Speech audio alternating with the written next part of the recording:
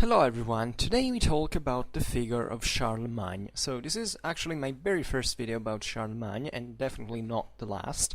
This is not a particularly analytical video, this is just meant, as you read from the title, to offer a profile, a historical profile of the figure. So we will actually stick to Charlemagne as an individual in this videos, albeit not really going in depth with all of the biographical stuff that exists about the character. Will mostly criticize the information that we have and set this individual figure into his historical background, substantially a background that he managed basically to mold also in his own way, in his own shape. The figure of Charlemagne is definitely possibly the most important one, at least of the early Middle Ages, if not more than that. And this is also why I made this video, because I will surely make a more detailed biographical video in the future. I will surely make other videos about Charlemagne's internal policy or the campaign of conquests. We will focus on him at so many levels. I actually discussed them also in other videos. If you go look to my Carolingian Europe playlist, you'll see that practically in almost all the videos I discuss Charlemagne, or however I name him, as it's unavoidable indeed. But today I would really like to offer this profile. That I chose this name for the title. I think it's fitting because it's as many great figures of the past, and also in here we will deal with many of them in the future. You know that on Schwerpunkt I think I've never done biographies. I mean, here now and then, especially for usually some author, when I talked about the scientific development during the Middle Ages, these books, manuscripts, great works from the Eastern world, I kind of, or also for translators in the West, I made very small biographies within those videos. But this is a very different thing, as the figure of Charlemagne is so huge. I would have to make actually several of them, and still I haven't decided on Schwerpunkt to start this. I think I will leave biographies to a point in time that I think is still very far, because at this point I just want to set actually the essential, as if it was a great as if Schwerpunkt, among the other things, especially aside from strictly military historical points that are a bit more picky, a bit more narrowed down as topics, as a bit of a great medieval history manual. In fact, I make this kind of general talks about medieval history essentially with this aim of setting the whole thing kind of in the essentials, if you want, also in fact, the manualistic, because this is essentially a manualistic introduction, and therefore in a manual you don't have time to get into detail to biographical matters. But I will in the future, and I will because the protagonists of history are sometimes overlooked. We have a problem with this, especially for ages like the one of Charlemagne, that is essentially we knew too few about them. The Middle Ages do have this problem, generally speaking, that enormous figures.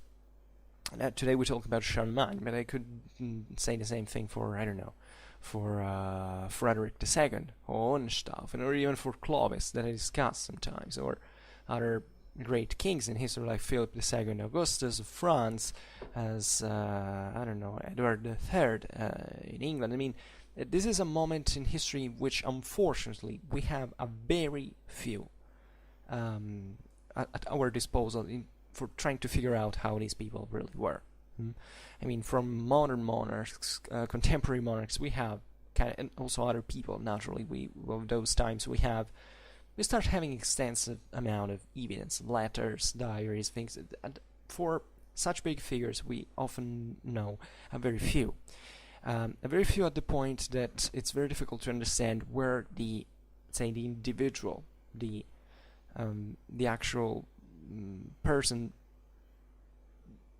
begins and the historiographical picture starts. And it's a problem we have also incidentally for other important figures in history, just like for Roman emperors. You can't believe that what we know about figures like Caligula, or even, I don't know, I'm telling you know, I'm passionate especially about Caligula and Nero, because I think that it's kind of the worst things have been told about them, and they should be definitely interpreted under a very different light, given the meaning of, in fact, of why such things were written and by whom, which is definitely important. This highlights us another very crucial point. At this point in history, there is nothing like a work written by a free thinker. All the great works that we have, even for Eginhard, for instance, in the biography of Charlemagne, is definitely modeled on different models. Of models that are quite abstract, were classical in this case, for instance. So about the individual figure, we can really say a few, personally speaking, and much more can be said through in their own actions of government, especially, but also in there, actually, we have a problem, because these weren't really absolute monarchs. These weren't, and even today you can argue that the political achievements of a president or something like that is not entirely his or hers. I mean, it's something that basically has to do with especially with our societies that are extremely complex and large as systems. You know, they can derive from many other factors. These societies back in the day were kind of less developed than our own. They were, they were less socially complex, definitely, but nevertheless, central authority was also considerably weaker. So much of what happened eventually in this, in the Carolingian Empire, I think is a very good example of this, is something that often followed other tracks rather than what the individual king or emperor practically achieved. Not that this didn't change history at all. These are individuals like Charles Martel, Charlemagne, that did definitely change history forever, massively at a structural level. But still, there were many other factors that are often overlooked, also because we feel to have this need of saying, there was a king, there was a monarch who did that, it happened under his own reign. Yeah, okay, but what do we actually know about what they directly did? I mean, even looking at the administration and things, we have a pretty foggy picture of the world. If you look at these sources, they're very fragmentary, very synthetic. Also, the Carolingians were quite pragmatic, so they didn't waste a lot of time in, talking too much. They were mostly doers than thinkers. They tried to set up something more sophisticated. In fact, under the same Charlemagne, that it was not definitely only a military leader. He was not just all about war, like the Franks, generally speaking, were. Not even Louis the Pious, that was in this sense a bit of a, continuer of his of Charlemagne's legacy in terms of, actually in terms of this attempt of centralization. That was very difficult to achieve at a certain point. Excuse me, I drink a little bit before I go on.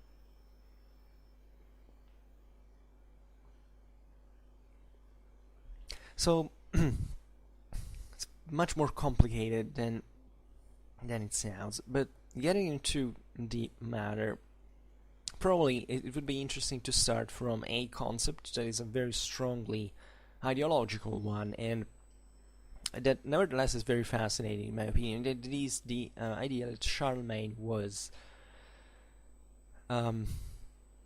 practically owns the paternity of the great phenomenon of the foundation of modern Europe. This is a very controversial statement at best, but as all statements of this magnitude is actually not fully devoid of truth. I personally don't think that modern Europe has been founded by Charlemagne.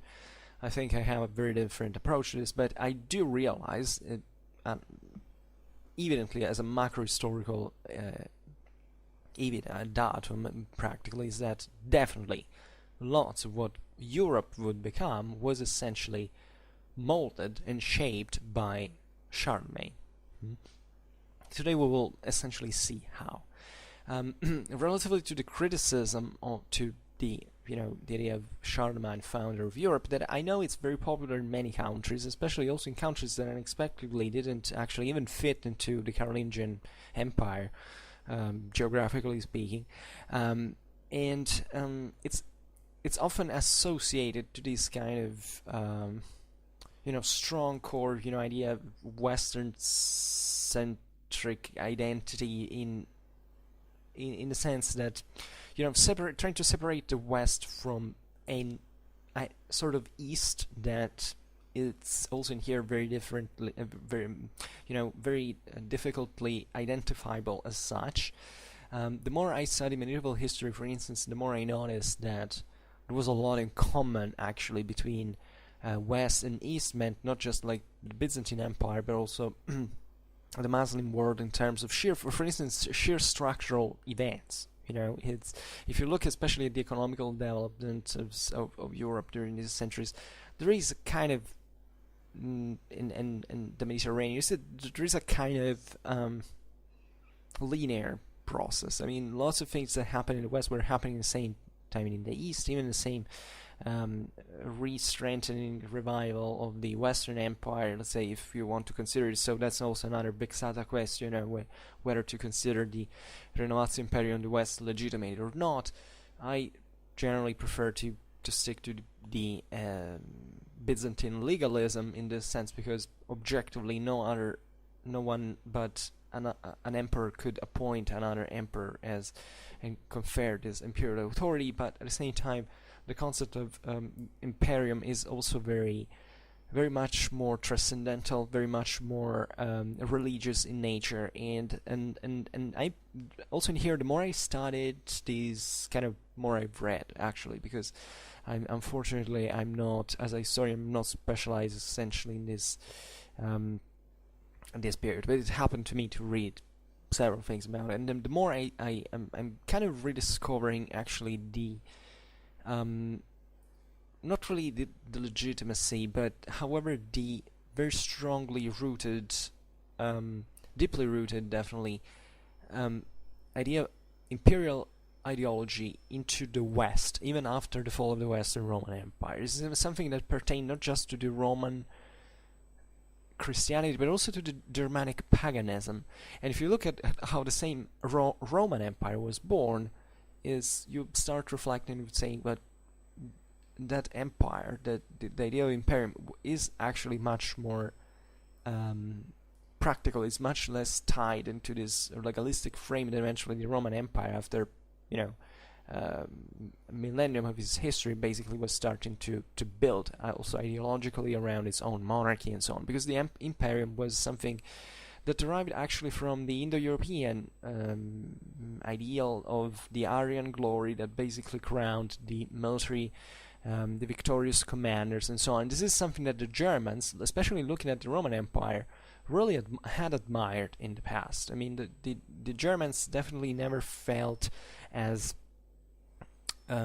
inferiors to the Romans. On the contrary, they thought they were better actually, and this was both an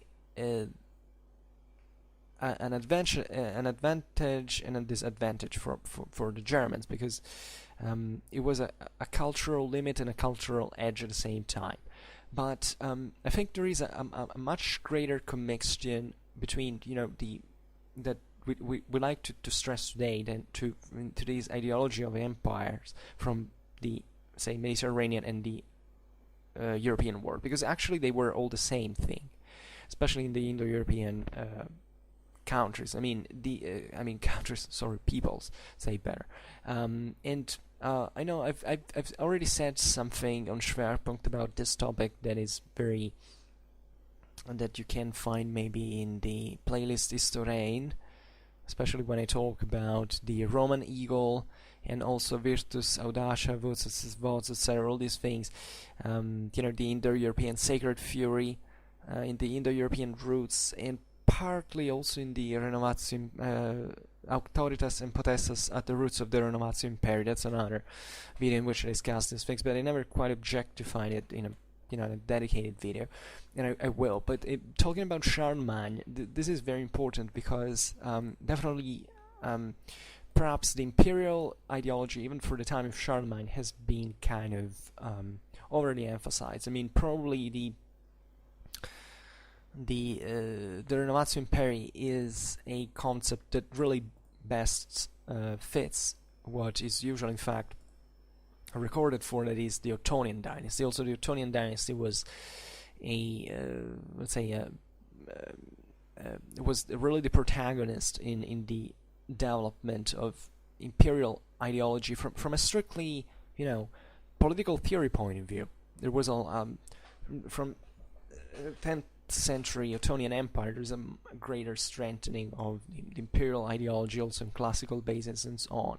For the times of the Carolingians, it's very complicated actually to talk about it, because the Carolingians had emerged in a world that was much more isolated than, or at least it had been previously to the Carolingian era, to other areas of Europe.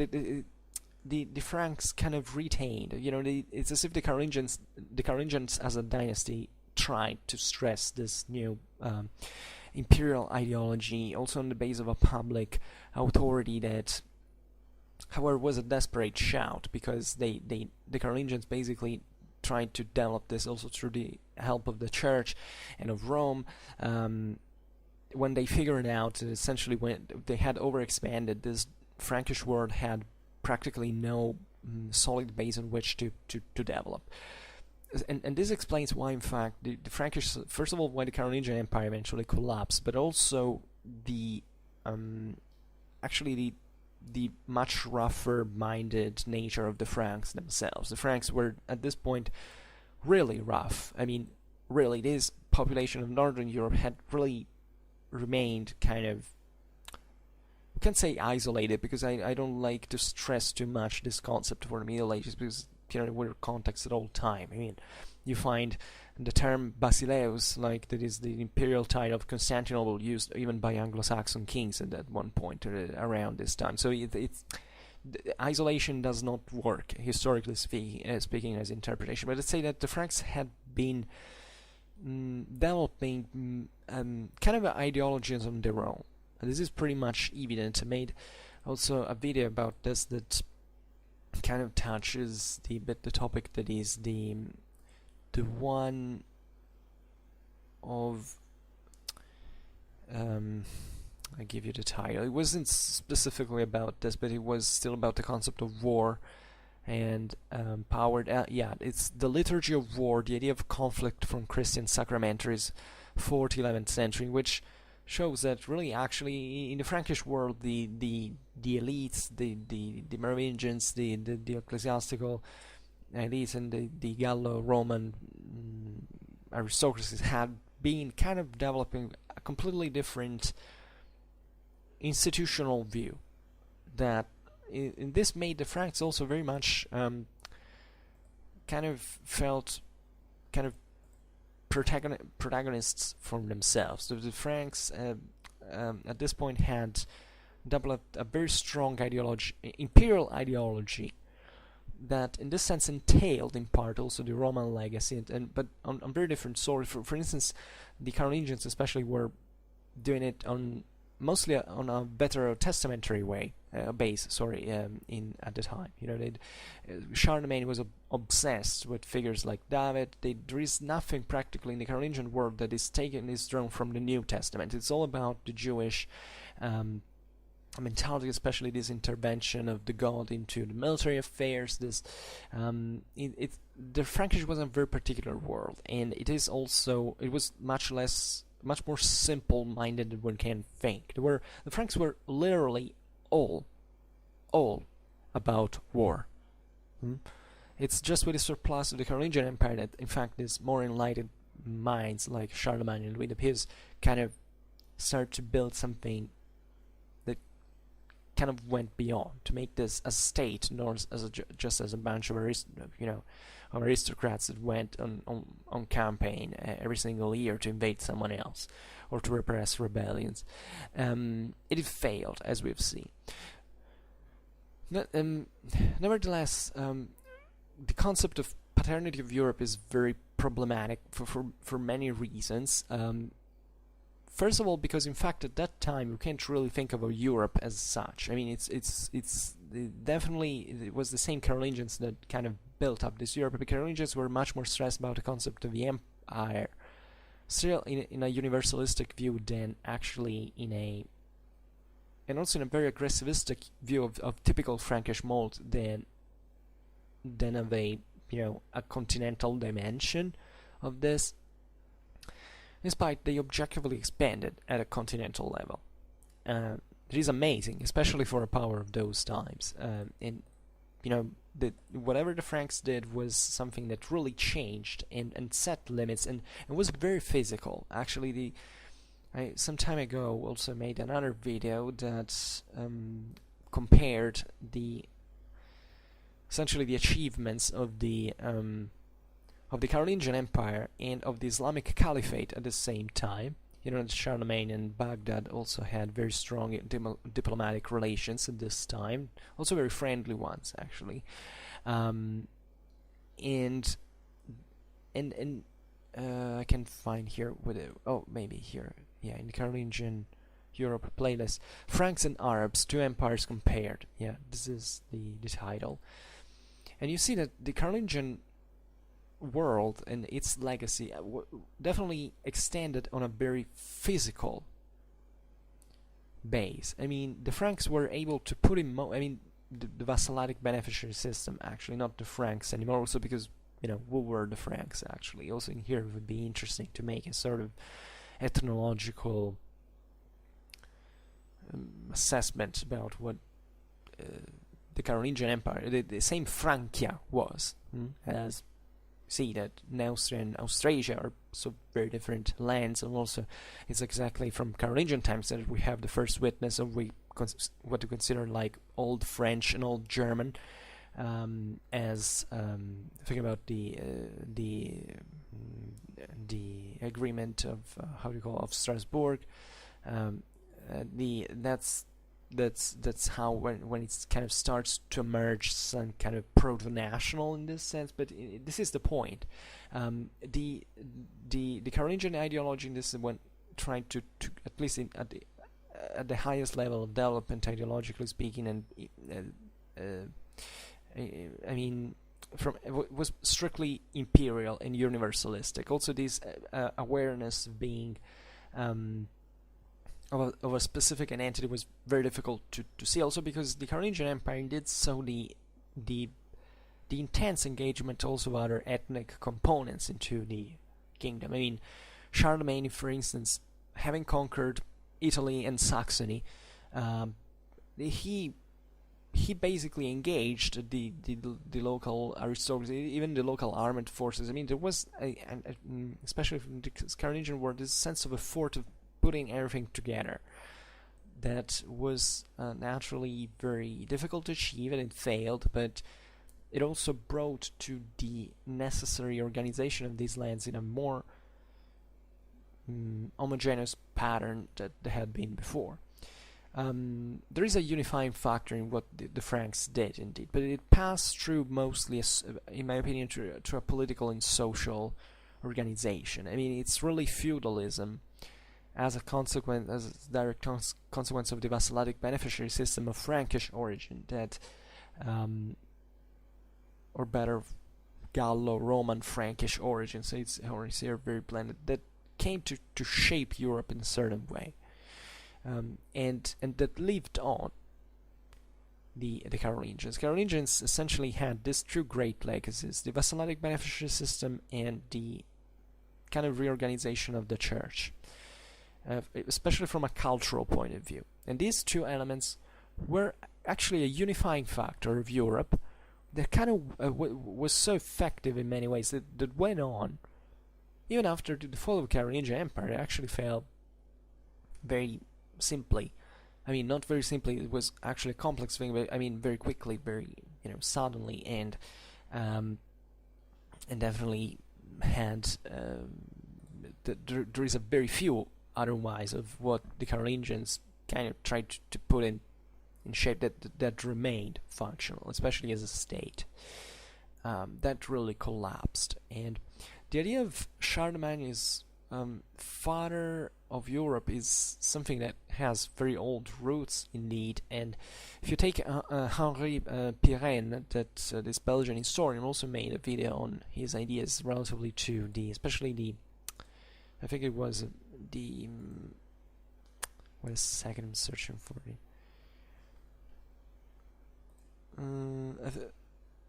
I think it was on the cities, yeah. Medieval cities in Pirenne's thesis. That's another video also made. It kind of discusses that. Excuse me, I drink once again a little bit.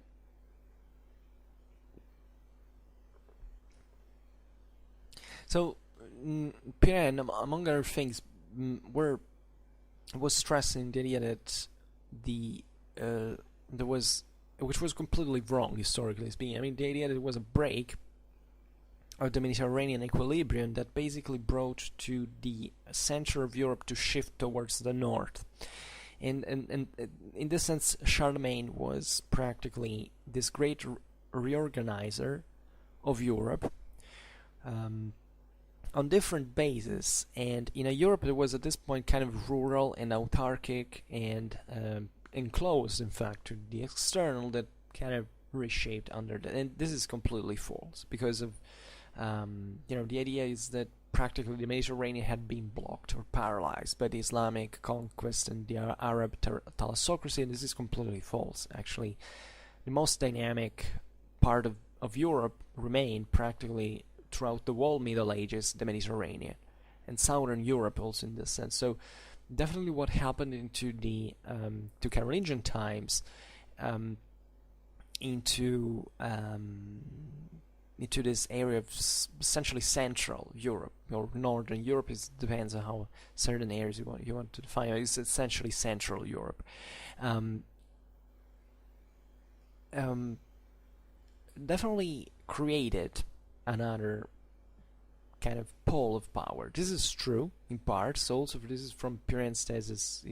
This can be saved in part, but it's just also in here it's very complicated because we should explain how it occurred, but we don't have time, and this is not the point. I want finally to talk about Charlemagne, but let's say this was an additional pole that existed toward others that was able. It had an enormous humanitism. It had an enormous fallout, as we have seen in political and social terms, also in cultural terms, in part especially for the church, that kind of began to influence all the rest of the continent, even when this political authority kind of fragmented. Yeah, of course, there is the Charlemagnes Empire. After all, there's not a big deal of gap, temporally speaking, between the Carolingians and the Ottonians. It's just practically half of a century. It's 2 generations, but it also in there, the Ottonian Empire was never quite of a strong pole, actually. The Ottonians tried basically to shift everything into Italy once again, because even conquering over Germany was very complicated. Also, they failed into Italy, they failed into Germany in part. Actually, not much, because Germany was also in there reinforced, and paradoxically on bases that had been used by the Carolingians, had been created by the Carolingians and that the Ottonians now were using. That was chiefly the strengthening of the church, and that's why eventually also into the Kingdom of Germany, the local church was practically the only thing that made into the political equilibrium the monarchy standing on its own feet. Let's be honest about it. It's always been here, it's always been so in Germany, and it's always been. So we have to talk extensively about that one day, but I think I hinted already at something. Especially I made in those videos I made about the Ottonians, but also in something else more of the low medieval Holy Roman Empire. And that's why, by the way, the German clergy was so powerful, and there were entire principalities like the archdioceses of Trier, Mainz, and Cologne, and so on, and why this usually sided with the king and backing them. But what the point I guess I was trying to say is that this ball was not really created into Central Europe, was never as particularly strong. It was just a new form of political and social organization that glued Europe together through a system that otherwise, however, was very fragmented. It's paradoxical how feudalism was so able to in fact, to extend all over Europe, and so to homogenize it in some way, but at the same time exporting this essentially decentralized model. And also here we should understand the role of the aristocracies and why they. It's very interesting, but we don't have time. Also there is been for many years this kind of crazy but I don't know how rooted it is still. This idea that the French and the Germans wanted essentially to claim the kind of either respectively French or German identity of Charlemagne. That is something that obviously from a historical point of view doesn't have any sense, because at the time of Charlemagne there was nothing like a French or a German national identity. The same concept of national identity is quite, unless you don't take it from a strictly kind of more civic point of view, it's very difficult to build on an ethnical base indeed, and especially in the case of Charlemagne, it's kind of even senseless to talk about this anymore, because these were more kind of Romano-Germanic populations than anything else, and so those were meta-national identities. And as we were saying before, definitely yes, from the late Carolingian times there is also this repartition of the empire that definitely occurred on areas that were kind of different, also ethno-linguistically in part. It was mostly a Romance culture into the western and southern part of the empire, and mostly a Germanic identity into the eastern part of the empire. But yeah, it's kind of point. This existed also before, and we don't talk about nations as such, and it's very difficult, especially for early medieval times, to make a consideration of that sort. Certain proto-national identities kind of begin just to appear this time, and they become something consistent only towards the modern age. So even in medieval times, the same concept of Europe was pretty vague. Europe definitely did exist as a concept. It was mostly a geographical one, and it derived from the classical antiquity. Especially the Christian mindset, had this idea that the world was still universal, and also, the other local identities were even much more local. There were surely certain identities that were stronger, like, I come from this country and this other, but this country was something actually pretty smaller than what the countries we try to throw parallelisms today with. Also, the world was much less, was much more divided in so many ways. Take Germany, how it was still split into this kind of regional basis. Even France, even Italy was pretty dishomogeneous. So what can you talk about this kind of identity? This doesn't make much of a sense indeed. And in fact, actually, if we really wanted to stress kind of it would be difficult even to tell from which side Charlemagne as an identity kind of leaned for, because theoretically the Franks, ethnically speaking, meant ethnically at the time that was immediately a juridical discriminant at the time. In the Carolingian Empire, you were of a certain nation in the Latin sense of the natio, the term that is not our own nation, mostly on a juridical base, which meant that even if you wanted, you could even switch juridical identity. This was very important because it allowed kind of justice to operate, because you could be judged according to the laws of several peoples. And juridical multi-ethnicity is typical of the Carolingian Empire. Also because when the Franks invaded certain countries, there was no these countries were not under Frankish law. I mean, some of them had most of them actually had a German, if not all of them. No, not really all of them, but most of them had all a Germanic law. If you take, I don't know, the Saxons, the Thuringians, the Alemanni, the Burgundians, the Longobards, these had all Germanic laws, so they were judged like that. But when the Franks invaded them, more or less, I mean, this had happened since the time of Clovis, actually, but it was reinforced, and also into countries like where the Franks had never ruled, like into Italy or into certain parts of Germany. Frankish juridical identity was brought, so that if you lived in Italy, for instance, there were several juridical ethnicities. You could be either a Longobard, you could be a Frank.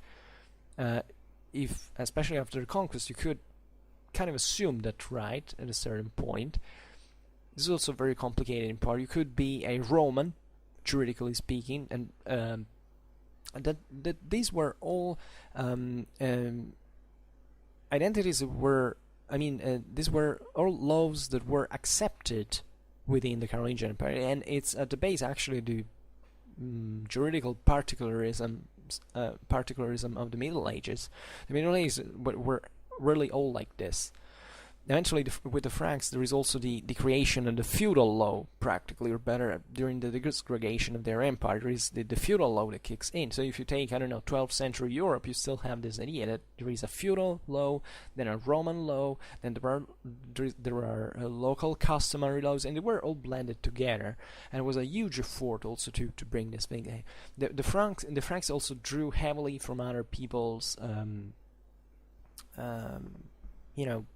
political and administrative practices that were contemplated by these laws, but this is maybe whether we will see it another time. The important here is that perhaps the greatest identity was actually of Charlemagne was actually Germanic, and I mean this in fact from a strictly identitary point of view. In the way we just exposed, it was mostly on a juridical base. Charlemagne was considering himself mostly as a Germanic ruler, and being a German at this point was not in fact a matter of where you came from. The same Carolingians were mixed between they came from a Germanic and also Gallo-Roman background themselves, so we can't talk about something like a purely Germanic thing. I mean, the Saxons were kind of a purely Germanic thing because they had always been German. There was no other influence. They had never been dominated by anyone up to the Carolingian conquest, so in that case they were all of Germanic tradition, we can say. Maybe the term tradition kind of makes it less controversial as a term.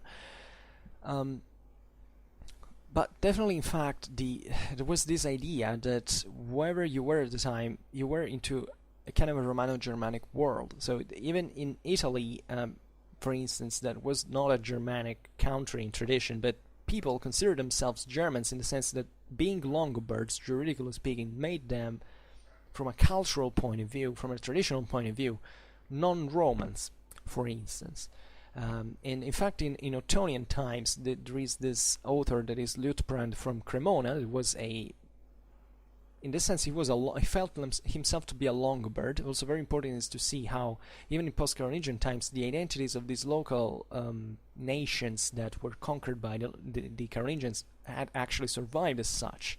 Italy, in that case, survived as the Regnum Langobardorum. Actually, Charlemagne saved the Longobard kingdom because he estimated enormously Longobards, and he assumed his own the Longobard crown for himself, differently from what he did for other countries. That it wasn't like that.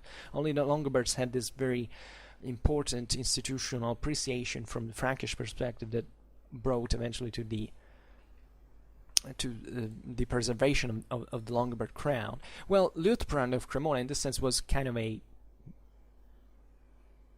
Italian, as we want to call it, but he considered himself a Longobard, and he stressed the fact that indeed he lived in the Longobard kingdom, that he was part of this broader Germanic ensemble, of populations like that had this Germanic tradition in orientation. And this was also very difficult to assess, because take, I don't know, the same France.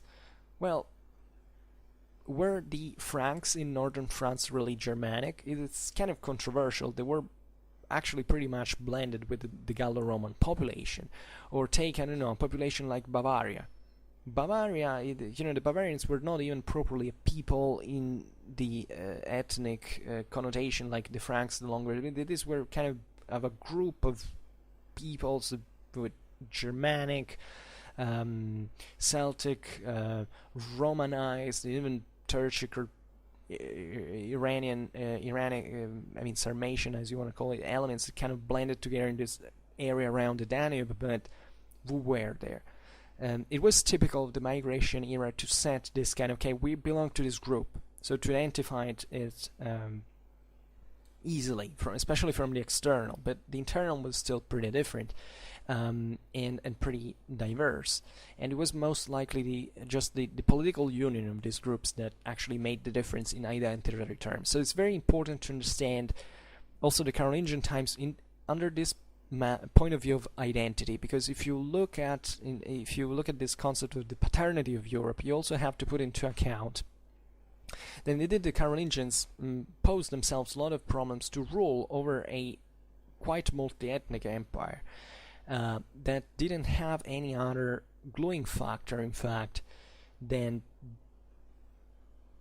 maybe just a generally an average Germanic tradition, because it was mostly into this Central European world, but not much beyond that. And in fact, as far as I know, the Carolingians didn't have this. They weren't actually in their own ideology. They didn't even care much about this. They felt themselves superiors as Franks more than else, more than being Germanic. I believe that they were pretty much more focused on their own individual ethnical identity. And secondly, this, however, stressed the need of making this a universal empire, because it was normal for the universal empire of the antiquity of the Middle Ages that every single person in the world had to come to fit into the empire. So there was nothing national attached to it. There was a lot of pride towards the origins, so that these guys were proud to be Franks, to be Germans, ideally. But and they had especially taken this away from the Romans, this imperial authority from the Romans. But after all, they still wanted, in fact, to seize this universal empire that meant to rule all over the world and all over the people. So doesn't matter which language they spoke, as long as they were Christian, because this was also the main point at the time, just like in the Byzantine Empire, they fitted into the empire. And in fact, this is a concept that was much stronger than we believe, because the average medieval person definitely felt, especially around the High Middle Ages, to live into this world was the Roman Empire. It was normal. I mean, this concept of the Roman identity of the emperors was pretty much evident. The Roman Emperor is not just an emperor that is incidentally Roman, because there are many other emperors. The Roman Emperor is the only emperor ever on earth. There are no other emperors. The other are just imposters like. So this was the concept of the empire, and that's what the Carolingians were heading to, ideally, conceptually, ideologically speaking. Also in their political propaganda and so on. It was reinforced by their successors. And so it's difficult even to say Charlemagne was a German, because even if probably it's the closest thing it can get to, it's still not it. And in fact, the same German historians have now kind of agreed that, despite the Carolingian Empire can be considered as a Germanic empire, so across these two sides of the Rhine,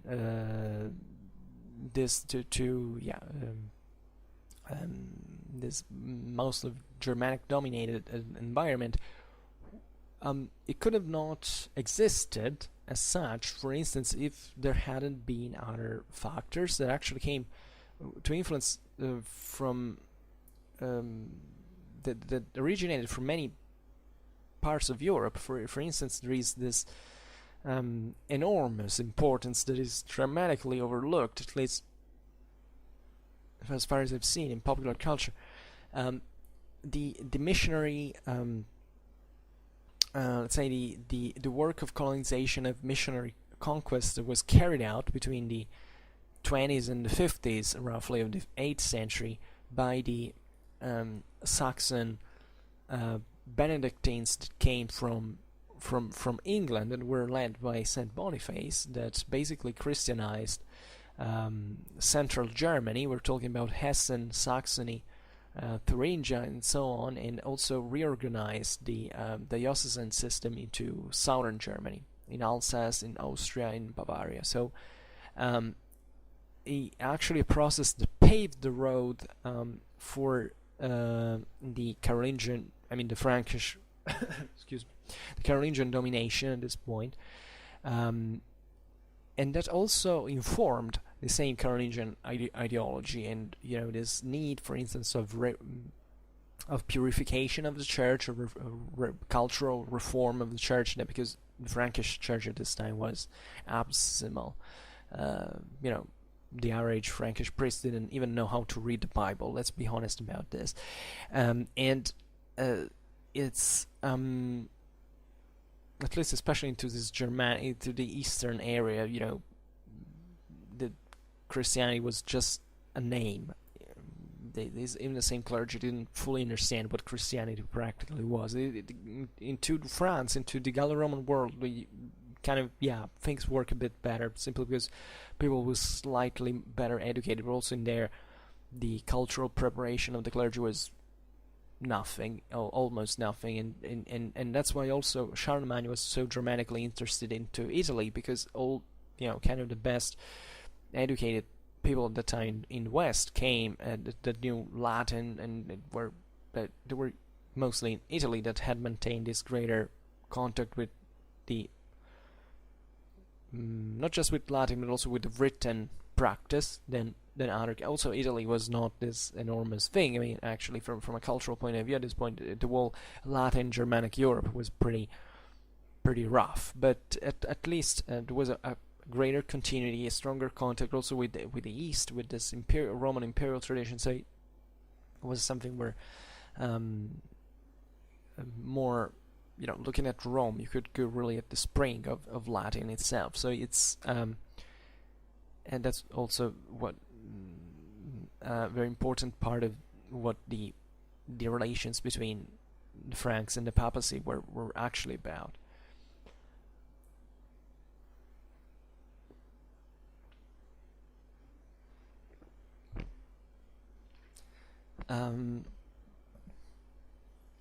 So lots of topics now. We're kind of skipping and approximating them. It takes a lot to express them, but I would like to get in, and I went already in depth into them in some videos. So it's, I repeat, if you're interested about these things, look at the Carolingian Europe playlist. That's mostly where you find all these things commented.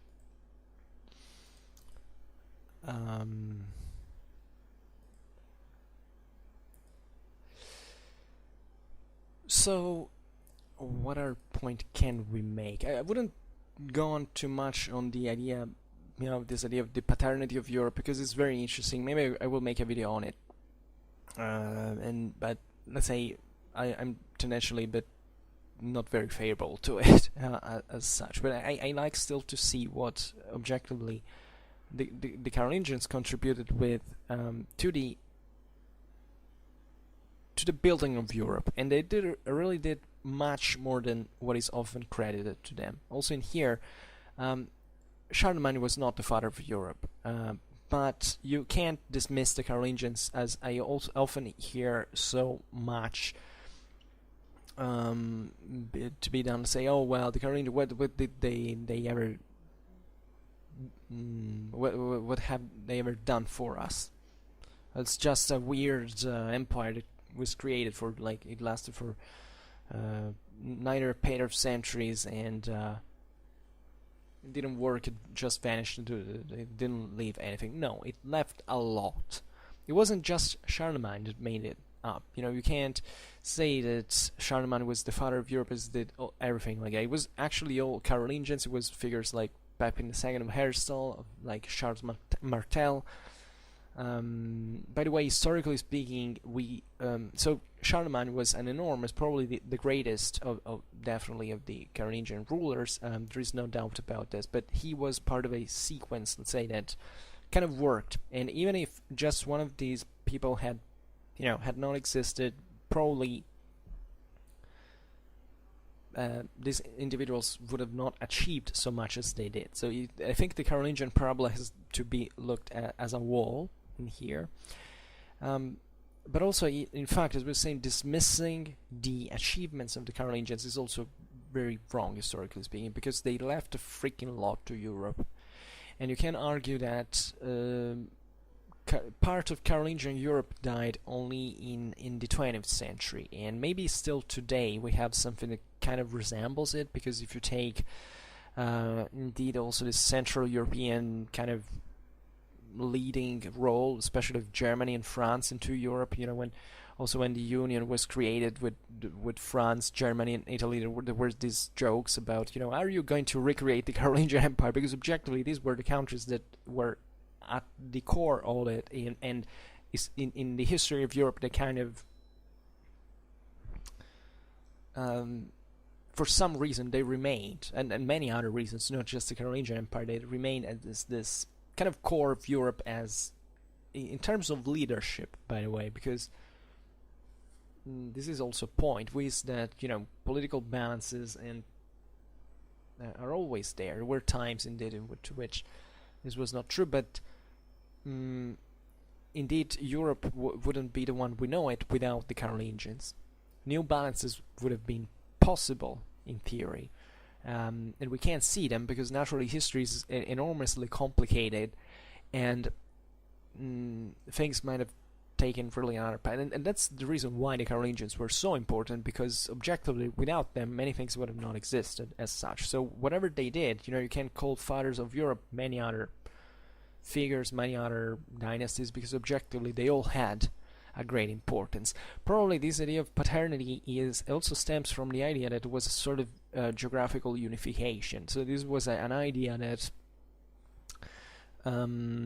really especially attracted 19th century thinkers, because of this idea of a pan-European empire that kind of never ceased to exist. I mean, even the current European Union, in all its weakness, I'm actually pro European Union, but also I'm dramatically against all the mistakes that it does. So I don't.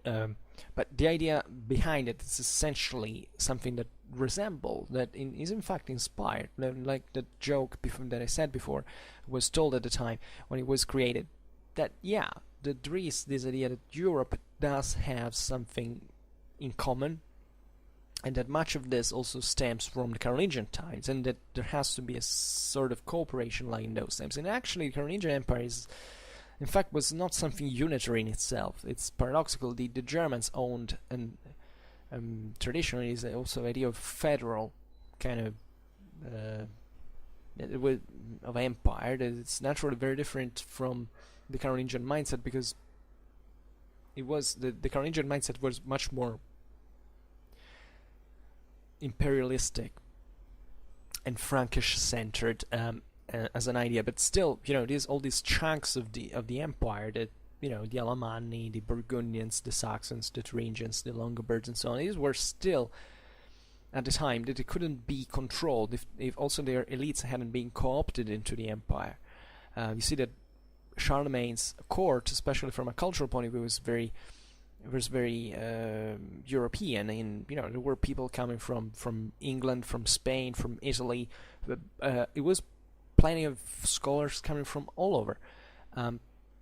So there was this idea of drawing it's essentially a universalistic ideal. So also in here it's very controversial to draw parallelisms with, I don't know, the European Union. But if you take, for instance, the Holy Roman Empire, it also had a dramatic influence on European history, in spite of the weakness of its centralized government. It was actually federal in nature.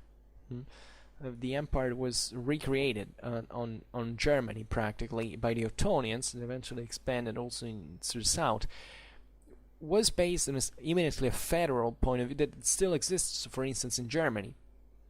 As an idea, that Germany is actually a set of different countries, not actually a country proper on its own, and all have their own traditions, their own laws. This is something is stamped from actually pretty old Germanic tradition, and that is something that also influences today the same concept of the European Union has mostly a federal, at least in intent, a federal aim. And Europeist movements were created like this. I mean, actually, it's very fascinating that this theorization of the European Union is something that didn't stem from Europe itself, but it actually came from Britain, also from America.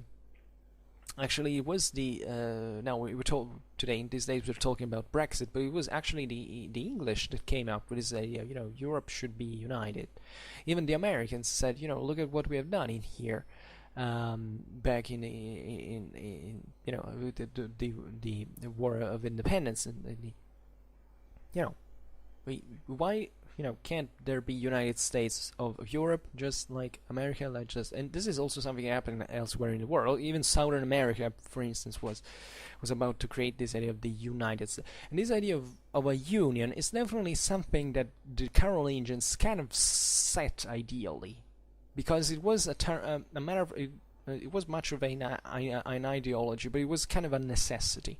And it's important that unions, federations, actually stem from this. I mean, the idea that we shouldn't impose just simply each other our own singular individualistic will on someone else, but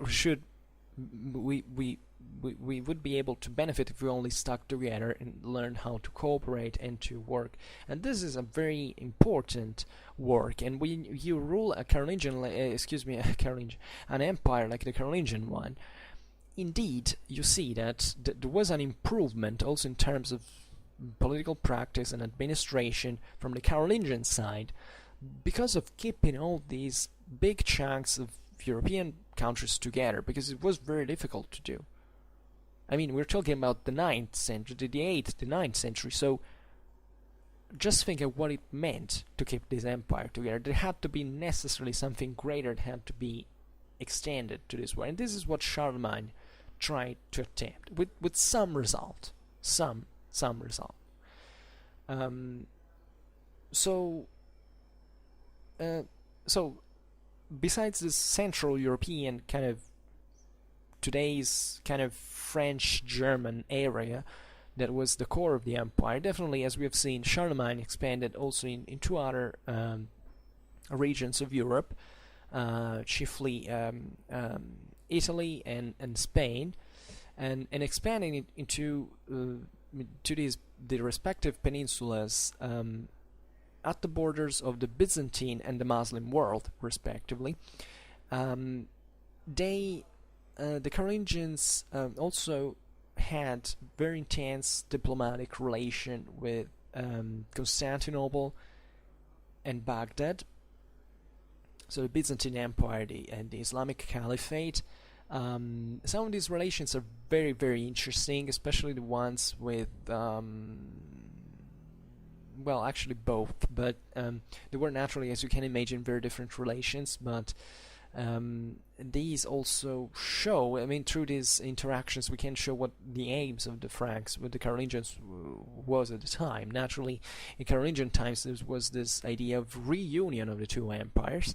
Charlemagne was to be married with Irene, the so-called Basilissa, that is mistakenly called as empress, because actually Byzantium there could be women on the imperial throne, but she was a regent actually for her son, who also had she had killed, so actually pretty harsh and terrible individuals in many ways. But the idea was that at a certain point, the same Byzantines were, first of all, they felt threatened by the Carolingian Empire because it was objectively something pretty big and was arriving at the same borders of the empire, into Istria, Dalmatia, into southern Italy.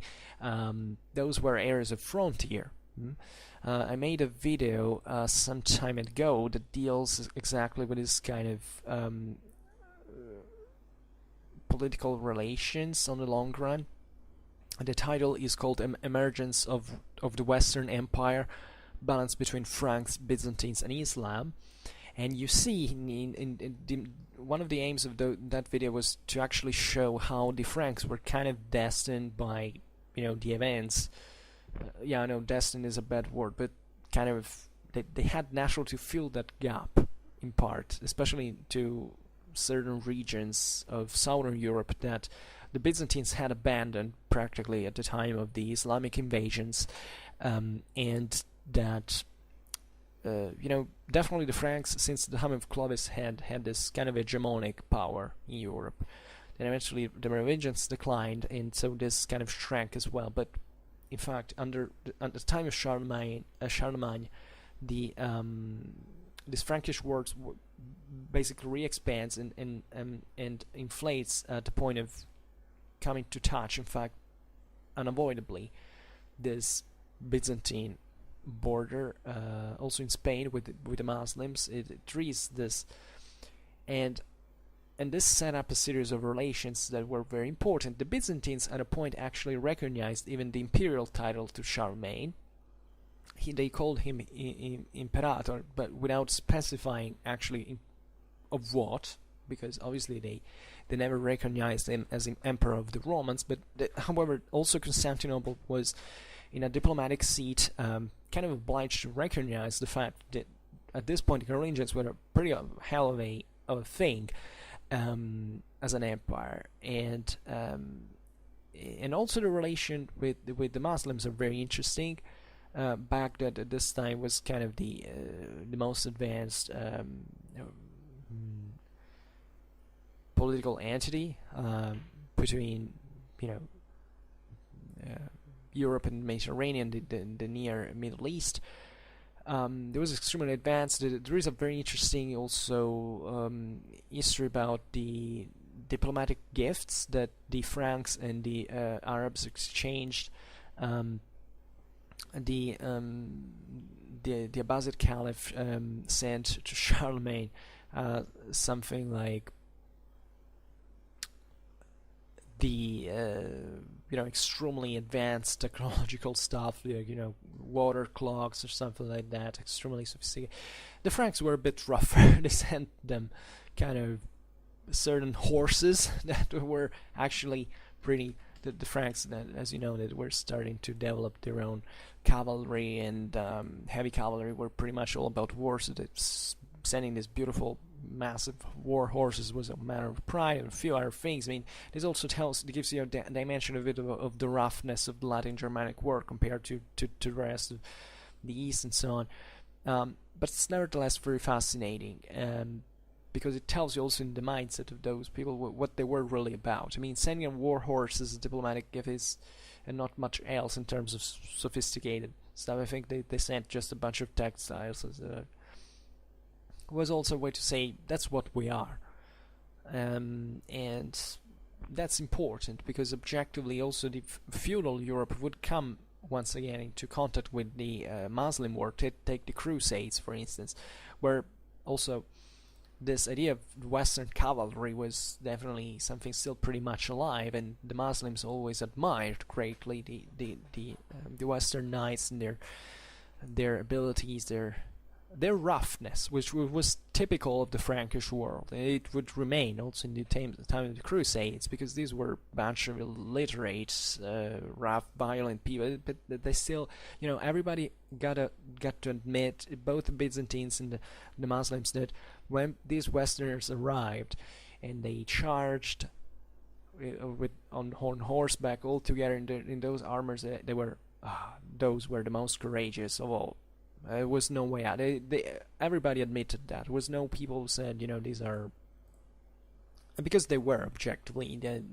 And also in here, it's something we didn't say, that the feudal heavy cavalry that kind of distinguished the Middle Ages was something that the Franks did set at the time. And it at least in the essentials, naturally, originally, Carolingian cavalry was nothing compared to, later, I don't know, the acme actually of Western cavalry happening into the 13th century, as kind of the quality obviously remained the same. It took a lot of time. In fact, from Carolingian times, it's practically almost half of a millennium before it developed up to that point. But still, the Franks, the Carolingians had a pretty strong, were developing a pretty strong cavalry thanks to this professional system of, with the vassalic beneficiary relations and so on. Charlemagne was also Charlemagne was on the lead in these diplomatic interactions. You can imagine also the interests, trade, expansionism, and so on. Also, most importantly, and I dedicated several videos to this at this point, you can find it easily either in Medieval Christianity or Carolingian Europe playlist, is the relation between the Carolingian state and the Roman Church. These relations were not anew. They weren't something that was set for the first time at the time of Charlemagne, as one might think. It was not even such an innovative idea. Actually, it was Charlemagne's father that had been called into Italy a pair of times against the Longobards by the Roman Church. I mean, these relations were already kind of set on that track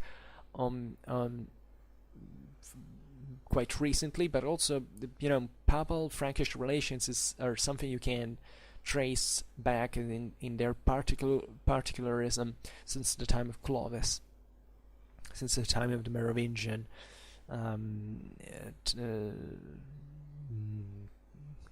kingdom. And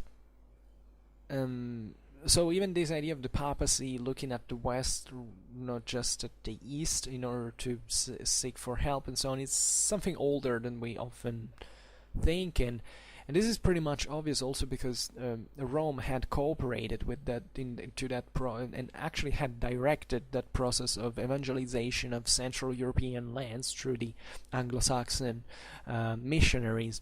And that was happening naturally in Frankish lands, so under the allowance of the Frankish monarchs, and that we're making Rome cooperating with this Western world since a very long time in a very intense and direct way. And at this point, really, Rome is more of a Western thing than an Eastern one, definitely.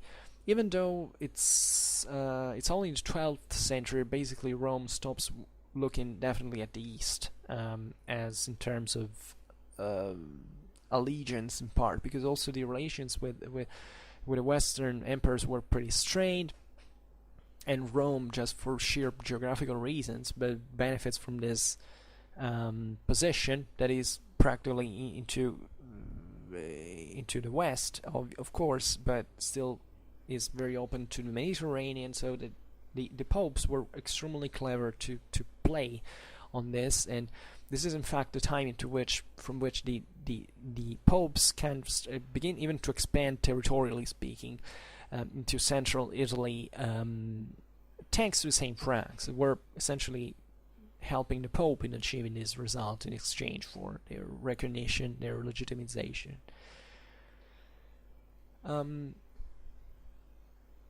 Interestingly enough, Charlemagne was enough interested also in took part also in religious and even theological questions. This is something was typical, for instance, in the court of Constantinople. Probably Charlemagne wanted to emulate that in part, but also there was a pretty genuine interest for this matters from Charlemagne. Charlemagne is naturally, we will talk about this and about his biographical profile, but he's told to have been an extremely curious person. And I personally believe it is true, historically speaking, because certain things he did definitely cannot, at least have nothing against this prove nothing against this. He was very interested and very fascinated about writing. He could barely write. He actually allegedly began to learn how to write in a quite advanced age, but he was extremely... he really wanted to do it because he really felt that learning how to write, learning how to read was extremely important for reaching a superior knowledge. It was typical of the Germanic world. At this point was also framed into this need of reform of the Carolingian Church. And he wanted to be on the lead in such things. He really wanted to understand. He was extremely religious, as we know. He predilected the Old Testament. He was definitely fascinated, and he felt definitely, this is another thing of the Franks, that they felt to be an elected people. The Franks felt themselves no less than the Jews and the Romans as elected peoples. They felt they were the next Jews, the next chosen people, and that's the confidence with which he invaded so many actually countries, and thinking that God would give him victory with this perseverance, with this determination that he proved, because this was a person that actually, like all of his forefathers and as a good Frankish warrior, were spending literally their whole life on horseback. At least, I mean, not literally, maybe, every year the Franks were famous at this point. From the times of Charlemagne, there was a continuous, the whole Carolingian Empire was based on the idea that every single year there was at least an expedition, a military expedition somewhere. These guys were fighting all their lives. These were fighters to the bone. And that's how they were shaping their own society to support that military professionalism that didn't exist in other countries.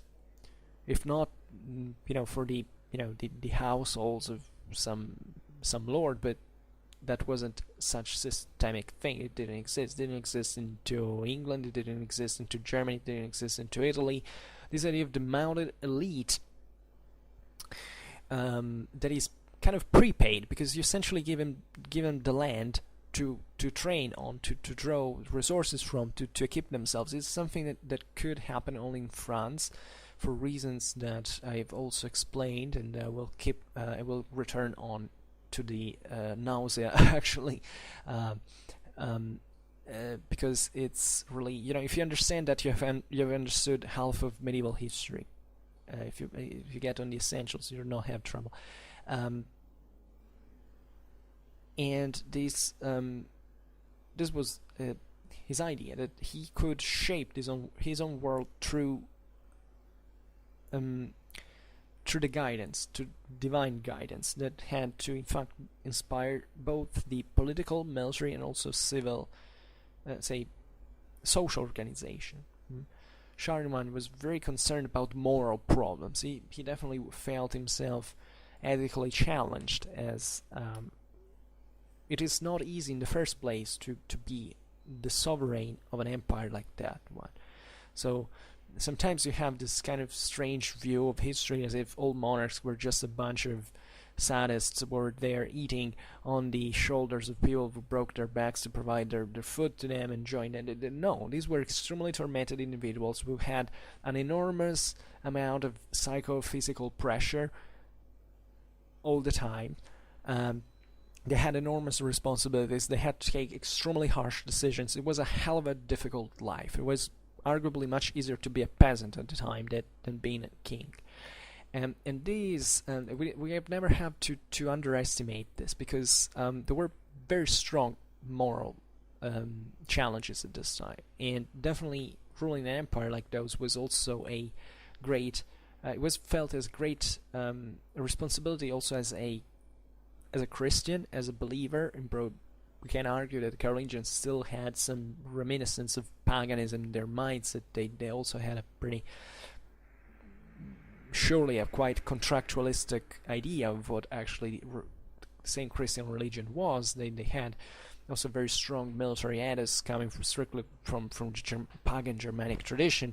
So it was still a world of transition, but nevertheless, Charlemagne, this was also a great leader because he understood the importance of the church as a leader of society, and the Carolingian church was dramatically strengthened, in fact, under him and Louis the Pious, also to provide to a kind of a more solid frame in order to administrate the empire.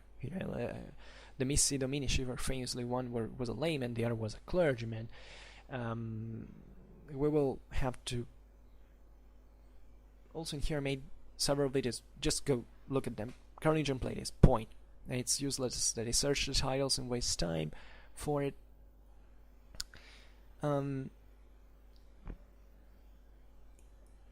Charlemagne also made a great effort to unify rationally his own domains, for what concerned especially the laws, as we have seen.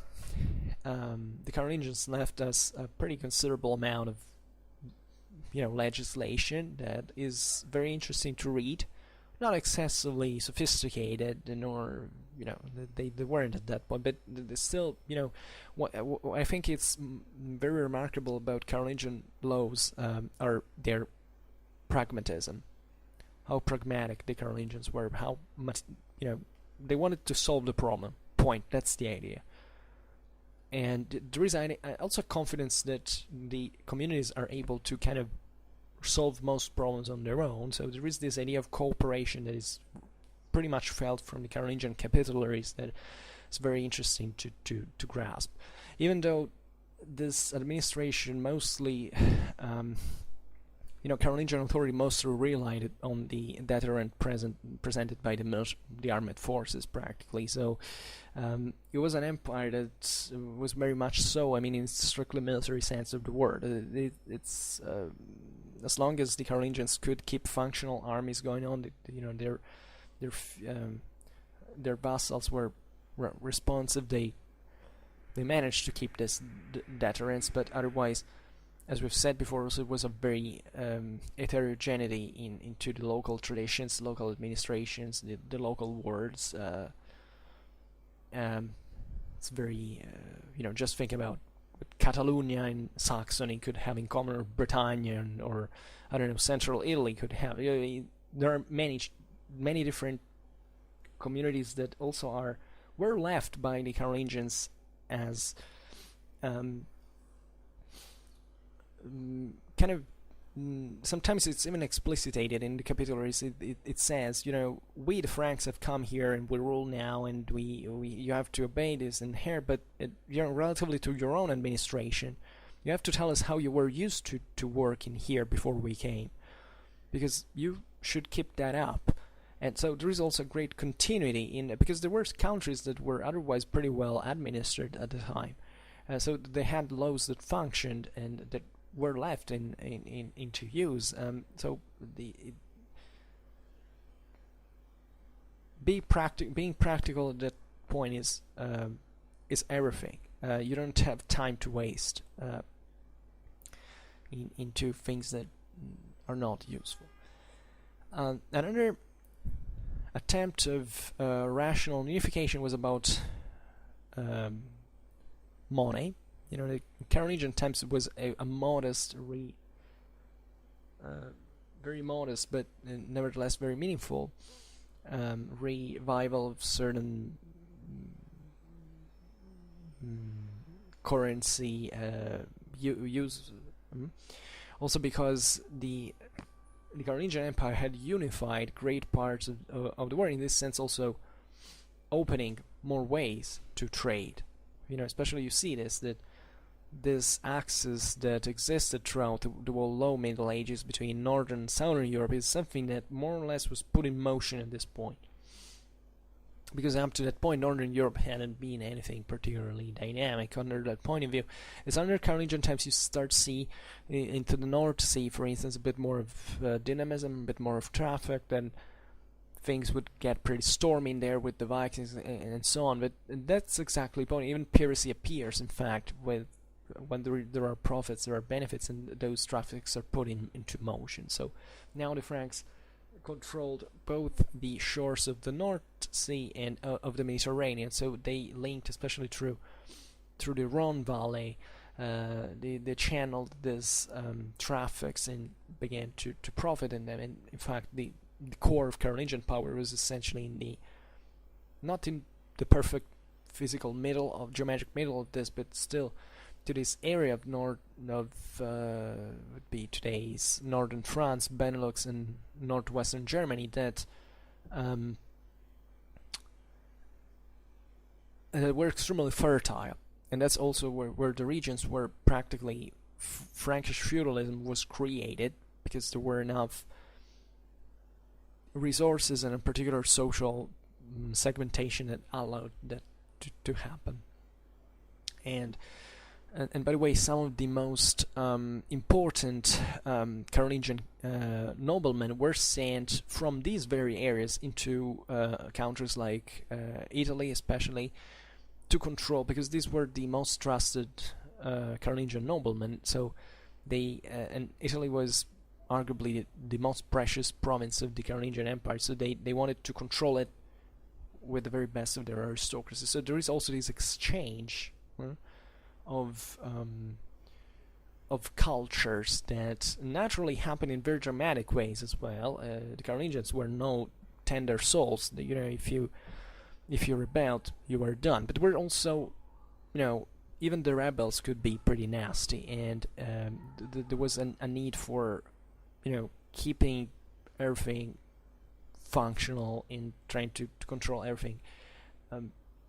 Also in less bloody ways. Most of the times, at least, the slaughters of Saxony are kind of the heaviest, or the most brutal examples of Carolingian rule. But these didn't happen everywhere. At least with that magnitude, with that in that measure. And also in there, by the way, we know very few, because even about the Carolingian slaughters in Saxony, of course we know, when certain warfare was carried out, there probably were also many more slaughters that the sources do not talk about. But in that specific context of Saxony, even the beheading of all those Saxons there on the Elbe River was actually, I've seen, I read it in some recent work. It's been perhaps a bit more exaggerated, even by the same Franks. They wanted to show actually what those rebels, what the end of those rebels could be. But seemingly, today historians tend to reduce the number of people who got actually decapitated because they refused baptism. It's kind of probably didn't happen that way. In fact, this is a problem. We know very few about that world. We know actually very we have very scanty evidences, and they're often very also ideological reasons, and we have to be careful into judging that. Surely it was an extremely violent world, so nothing to be surprised of, but also even at that time, this so direct slaughters were something that created a bit of a moral questioning of whether they were necessary, whether they were naturally we would be surprised to see what a different world really that was from our own, but not in everything. This is the point I'm trying to make in practice. So this what I find it particularly important is to see how, although the Carolingian Empire was a dominion based on conquest, the strength of arms, and also a big deal of favorable political conjunctures, because also the Carolingian Empire was created by chance. But we can say that it wasn't just about violence, it was just about war. It was mostly about war, but especially from under Charlemagne, this empire kind of looked beyond and tried to build up something more coherent. And there were really, also here it's difficult to say, well, thanks to Charlemagne, we don't really know. There were probably certain political and administrative needs that were inescapable in this sense, because favoring trade is something you need. I mean, if you make war all the time, and this costs a hell of a money, you need to draw resources from somewhere, and it's not enough to simply have, you know, some of the most fertile regions of Europe in your hand. You need to organize these resources, and you have to set an administration straight. And in fact, you see that they succeeded, especially in those activities that were so intense, like war. Like the whole Carolingian Europe at this point was dotted with lots of deposits of warehouses, because there were continuous campaigns. So when the army passed, the local vassals had to provide all the necessary amount of food for the horses, especially the precious Carolingian elite, cavalrymen. They had to provide support, and so it's incredible how the Carolingian Empire was organized. Probably all these warehouses and stocks and fortified places were at the base of many times and further seigneurialism and castellation, in part because eventually those vassals who had to provide these things, and when the empire collapsed, found themselves kind of managing these infrastructures that were already present in there. So those were vital also to keep, you know, the stocks, the surplus, and defend it, because these were you know, they have to be protected in some way. There are a bunch of videos I made. There is the one, for instance, about the Pistre Capitulary of 864 and the spontaneous castles in western Francia that deals with this. There's the Frankish Commendatio at the origins of the vassalic beneficiary system. There is another thing that is, according to me, medieval society playlist. The importance of supplies and famines in seigneurial economy. It also deals a little bit with that. I mean, all this idea that the Carolingians left also infrastructurally something. After all, the Franks had been able to also expand their own empire through colonization, through reclamation, bonification. I mean, think about Germany.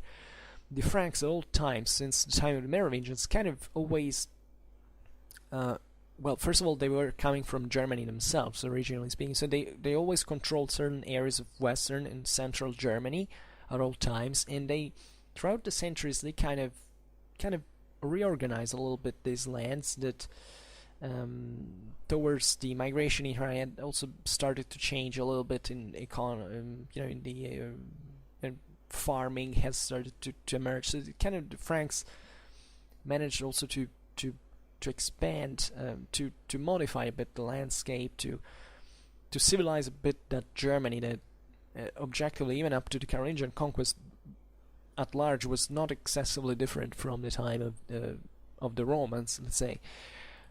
And this is also important because expanding in certain lands like Saxony, for instance, entailed also not just warfare, but also a huge deal of investments in resources for infrastructures, for controlling this territory, because these were very tough grounds, very difficult territories. And in this sense, one of the greatest accomplishments of Charlemagne was indeed to seize a country like Saxony. So he, through the Saxon conquest, it was extremely bloody, extremely long, but you know, at least they never rebelled afterwards. The Carolingians managed to hammer them hard and to frame them into the empire. And with Saxony, basically the Franks unified, by seizing Saxony, they unified the whole Germany practically. Germany at the time, at least, stopped at the Elbe River, then eastwards towards the Slavs. That became the new frontier. It was a hell of an accomplishment, also because the Carolingians in Saxony went there in the first two expeditions. Basically, they went there to lose. I mean, it was obvious even to them. I think they knew it in advance. The Saxons could not be curbed just, you know, marching into their own territory. So they knew what they were doing, and this, according to me, speaks very clearly for Charlemagne's determination, even stubbornness, but, you know, with this kind of positive results overall for the empire, because Saxony at this point also partly threatened the Saxons tradition since centuries launched raids into these Frankish territories of Austrasia. The same Carolingians basically emerged from this very militarized frontier. So the Carolingians knew perfectly well how the Saxons were, what the disadvantages were. So by seizing Saxony, they basically shifted the eastern frontier into that region, so that was not excessively developed. And those areas of the Rhine Valley that were tormented by Saxons, instead they could finally now flourish, not to have a lot of invasions. So also this need of expanding the frontier eastwards, not just southwards, was something definitely very important also for preserving those lands, especially of Eastern Francia or Austrasia, as you want to call it. But what else can we say now? So with Charlemagne, looking at this in perspective, because this is perhaps by the way, the political conjuncture, this is also important. Indeed, the Carolingian Empire emerged by chance a little bit. I mean, definitely, as we have seen, the Carolingians were by nature perseverant. The Carolingians were one of those dynasties that basically did in series all their ancestors did: war, continuously, and all to this aim. Nevertheless, there were certain systemic faults of this system that could have made the whole thing crumble.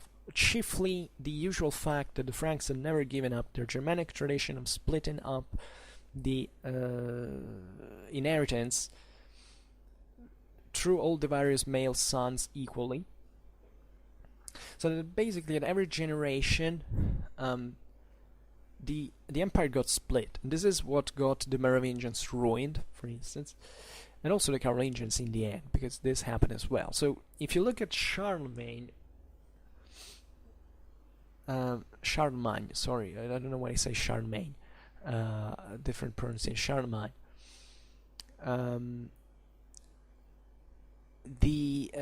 Louis the Pious, actually, you see that these figures existed and they had the enormous impact in European history simply because they had remained without brothers. I mean, their brothers had died. This is particularly especially in the case of Charlemagne, because he actually fought bitterly with his own brother Charlemagne, that also died at a point where they were practically in fighting, against each. And if this guy had not died, practically, and the Charlemagne would have not had the chance to operate into the empire and to launch, to create it the way it went, because there would have been always this obstacle of his brother, and I don't know, he would have not launched his offenses against the Longobards, not against the Saxony. The Carolingian Empire would have not existed as we know it at that point. Instead, Charlemagne died, and Charlemagne seized his brother's dominions as well, and he ruled uniquely the empire at this point. The same goes for Louis the Pious. But even if he had died, or which was extremely frequent at that time, not just for illnesses but also for sheer, given the lifestyle that these people had, definitely Charlemagne risked his own life many times. The empire we know would have not existed. So there were so many political factors that brought this together, and history could have gone in a dramatically different way. Nevertheless, all these combinations of factors brought to Charlemagne. And looking at this in perspective, you can argue that with Charlemagne, and only with Charlemagne, the West basically surpassed this ambiguous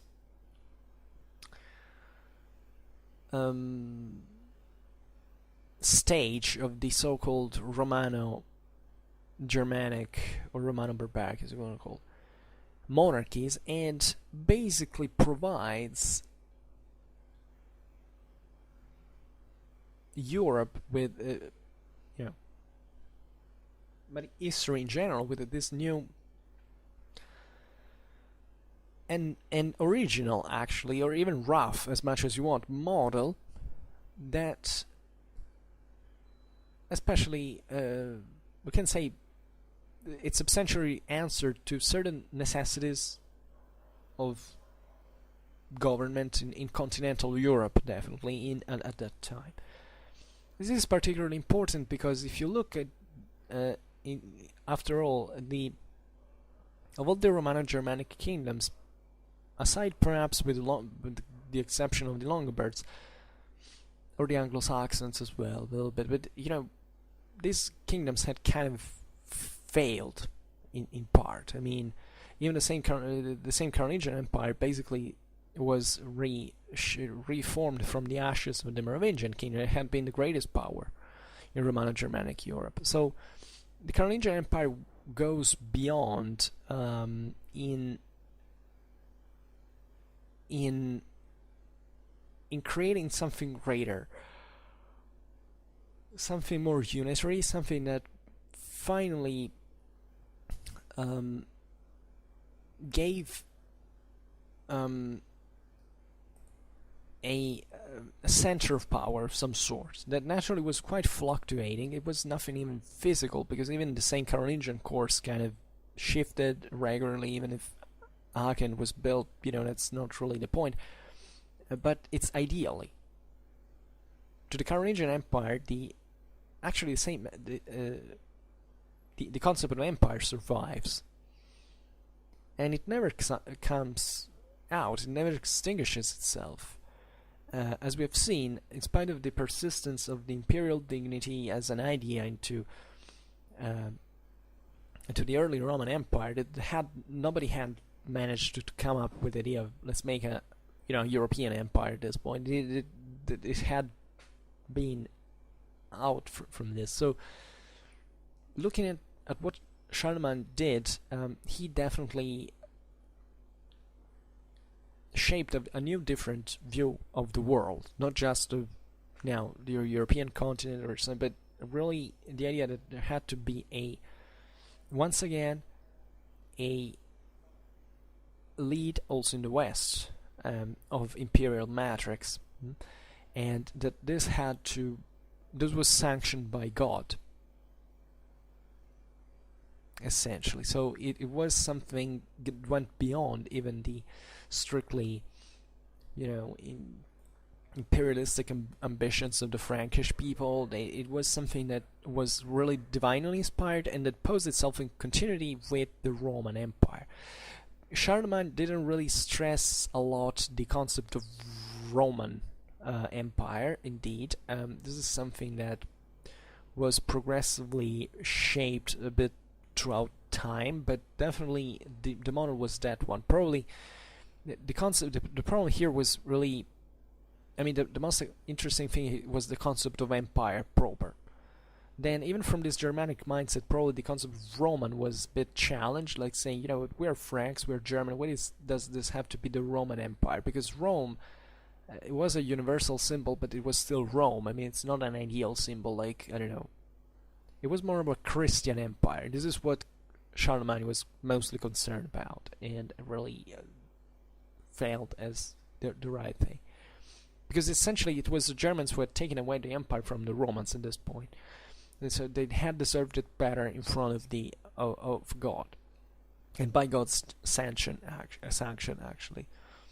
So looking at a more strictly biographical perspective of Charlemagne, he was born in 742. He died in Aachen in 1814. So this capital that he had created, basically on the model of Rome. He had also marbles come from Rome. There was the idea that there had to be a new capital in the north. That eventually Aachen, it was an important center, but it didn't grow to be an excessive. There were other cities at the time that kind of grew more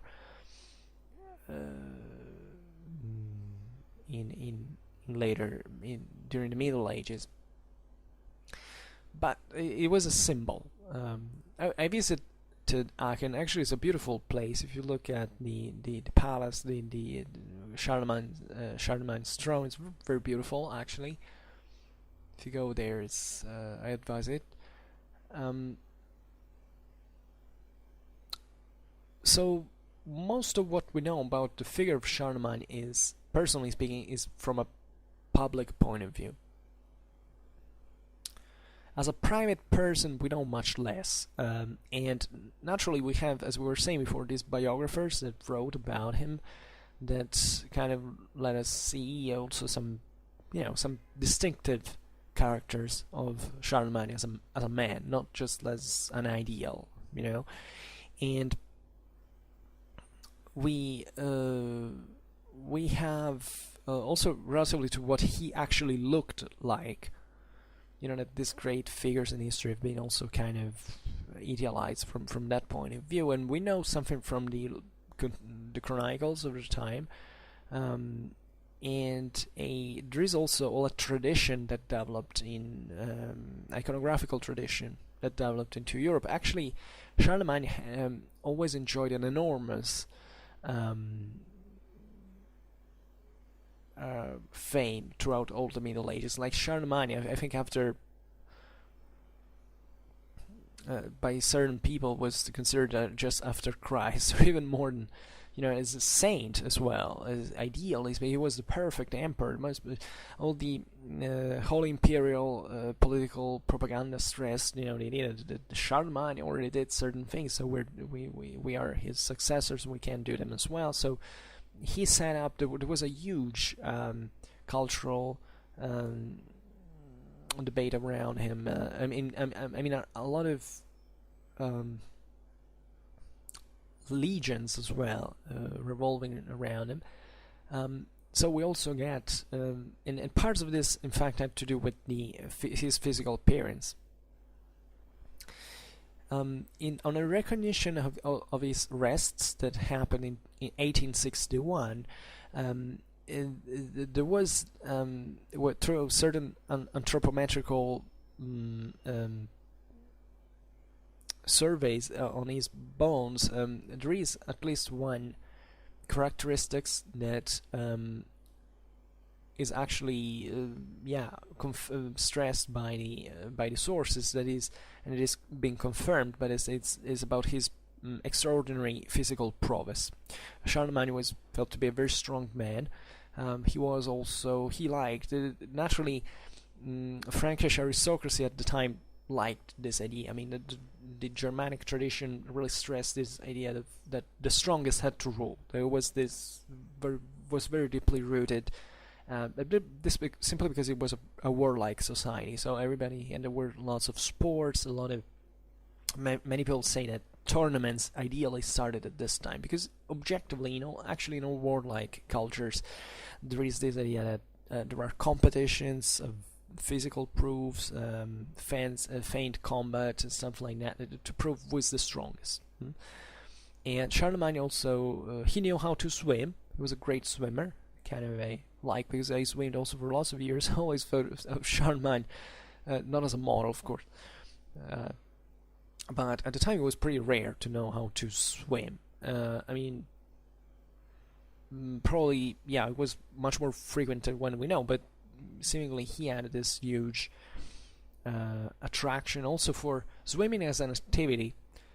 He in Aachen, if I'm not wrong, he had himself built a swimming pool that had to look like one of the Roman thermae.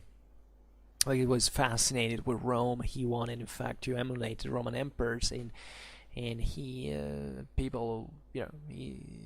swam in front of people. It was comforting to have a sovereign. It was so physically fit, and it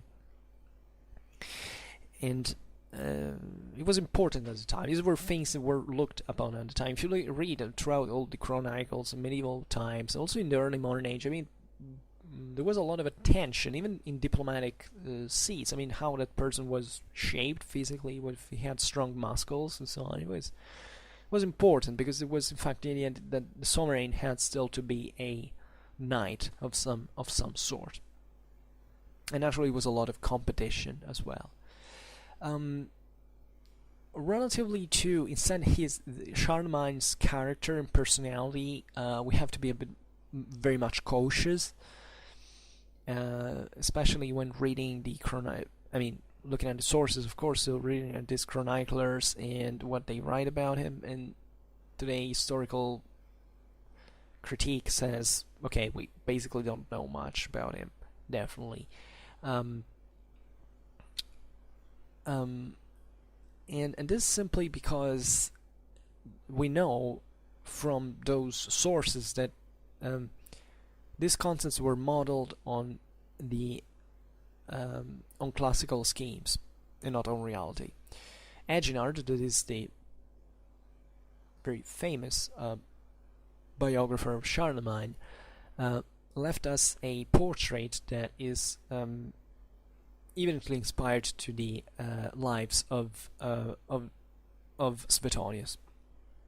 So that's so simple and so evident. And so, because at that time the Roman emperors were in fact the ideal model, and this is interesting because it shows you how even the Roman model was present. I mean, Charlemagne, even as a kid, you have to think he was the Frankish aristocracy was not literate, but was still an oral. It was a lot of oral tradition, and these people were fairly well acquainted. Obviously, we're pretty ignorant for our own standards, but they actually knew, especially they knew about history. They cared about history. They looked at the past. Charlemagne was actually pretty well acquainted with the idea that it had been a Roman Empire, that then the Germans had come. He probably didn't understand everything well. Probably thought of this Roman war to be a bit more corrupted because the Germans had this prejudice in general about the Romans that kind of collapsed because also the Christian sources had written to justify the rise eventually of Christian emperors. The previous emperors were corrupted, so that's a bit of the old story that unfortunately people still believe. All peoples at this time were corrupted, including the Franks, and this didn't stop them from creating empires and so on. So that was not the point, but it's interesting also to look at these perspectives. How did people know history at the time? We also have to imagine this meeting that happened with the Pope at Pontion, when Pippin had basically received the Pope that had fled from Rome, and the I don't remember what it was exactly, if I'm confusing now that meaning. When he was a kid, he had in 774 it was the meeting between Pope Stephen II and Pippin the Short. So the father of Charlemagne, and Charlemagne was there, and that's the time when the Pope had called Pippin to fight Aistulf, king of the Longobards, and he probably just imagined to be, I don't remember how he was a kid. He was 12. Charlemagne was 12 at the time. He might have been very impressed by seeing the Pope, looking at this world. Those people who kind of looked and spoke in a different way, coming from Southern Europe. Looking also at the magnificence of this authority of the, can imagine, of the moral aura, say the aura that surrounded the papacy, this holiness, this great respect, also that his father showed to the Pope. That was something rare, especially because that was the Franks came from this culture where only warriors were praised. So even being so respectful toward this moral authority was something very impressive for a 12-year-old future ruler that knew how eventually had to deal, with these affairs. So, talking about Eginhard, what tells about Charlemagne is that we can, however, spot certain informations that kind of sound plausible. about Charlemagne's look and character. Charles is described as tall and kind of robust, corpulent, tough, with a big nose, a pretty squat neck, and he was a great drinker and eater. This was typical of the Germanic nobility ever since we know that. This happened all the time. They were emulating kind of here. This is typical of feudal society. This idea that the elite is always strong, because drinking also is a matter of strengthening up also for certain physical things. I mean, this is it. Also, eating was... There was a world that also considered the mortality of that world, so there was this constant anxiety that these people kind of tried to stem into wine, into food, and he seemingly Charlemagne was extremely he was a glutton, gluttonous of the roast, and in spite of his physicians had forbidden them to him, as all Frankish nobility, he was a lover of hunting. It was kind of the first activity that also prepared a bit for war, actually, because hunting a person or an animal is actually not very different. And there's an anecdote that I don't remember, but I think when Charlemagne arrived into Italy, or maybe he was presented with some Italian cheese. I remember this, and he had never eaten, and he was given this cheese, and he cut a piece of it and he ate it, and he got angry because he was also hot-tempered as a character, and then he was explained that he had eaten the crust of the cheese, and if he had just eaten the part in the middle, he would have been good. So he took off the crust and he ate the heart, the sweet, tender heart of the cheese, and he loved this cheese. And so from that moment onwards, this is the anecdote, he had, wherever he went, all over his dominions, always a cart loaded with that cheese, and so that he could eat it all the time he wanted. It's kind of a funny anecdote, but just thinking also this world was still very material, very primitive, and that tells us also about this idea of expanding to other countries where they have different food, they have different traditions, and kind of getting acquainted with this. And I mean, this is kind of simple just with food, but this happened with many other things. Maybe something could seem strange or new at the time, but eventually was liked and integrated. So that's part of the Carolingian history in a nutshell. So his lifestyle, as we've seen, was typical of Frankish aristocracy, and he had actually an enormous quantity of he had lots of women, a lot of wives and concubines. He had various women and at least 19 sons and daughters between legitimate and illegitimate. This is interesting because this also was a Germanic tradition. The Germans were usually monogamic, but to kings was reserved the prerogative of having several concubines, and this was kind of still very this parapolygamic regime. It was typical actually of the at least relatively typical of the Germans at this time, and even if they had been Christianized. And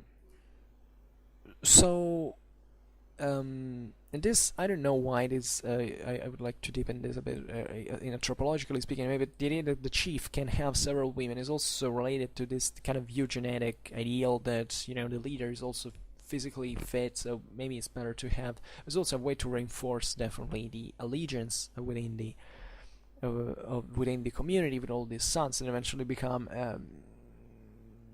supporters of their father. Even the illegitimate were often raised together with the legitimate sons, and it was perfectly normal. Even in the rest of history, it was quite frequent. It was normal, and sometimes these people rose, even if they were not recognized naturally legitimate sons, they rose to prominent positions. There were many legitimate sons of Charlemagne that rose to very important roles. Perfectly normal. And we have the several. We know, as a matter of fact, enough about his wives. He had five, at least, that are recorded. So first of all, he married the Frankish Ilmitrud.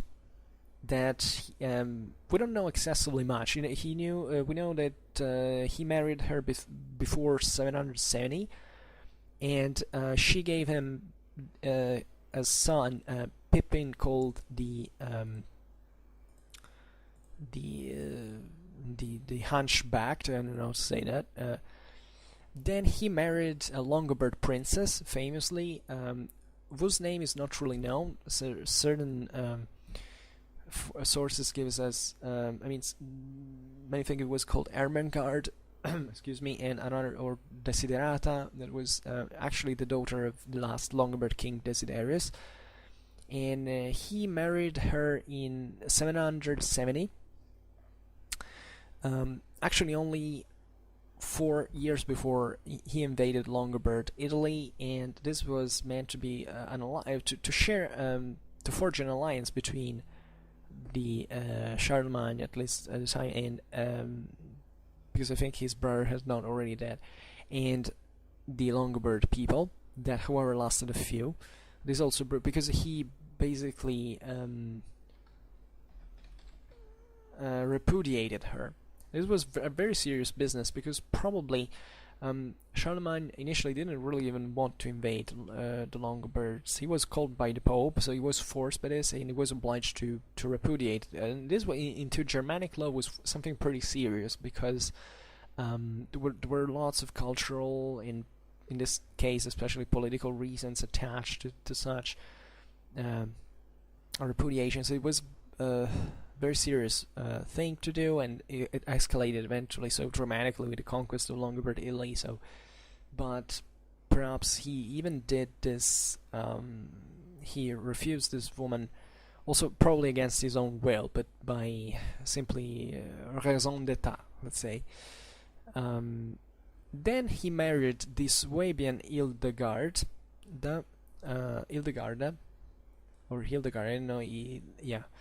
That gave him as sons the famous Pippin, Charles, Lothar, and Ludwig, and Louis, as you want to call him, and also the daughters Iltrud, Adelaide, Bertha, and other two whose names are actually not known. This is as few as we know. Then he married another Frankish woman, Fastrada, that gave him the daughter Iltrud, and the Swabian Lutgarda eventually as a last wife. And also here, relatively to Charlemagne's family, we don't have seemingly he had very strange, very intense and not easy relations with his sons and daughters. He seemingly, Charles was kind of a passionate man. He was very also very hot-tempered and quick-tempered, irascible, but also he and capable of punishing even pretty harshly. So kind of but we don't really know much about this, because even if these are kind of secondary traits that are portrayed by the sources, and we never have to forget that his biography is chiefly political, that is public. So everything that was written for some reason that went pretty much beyond reality most of the times.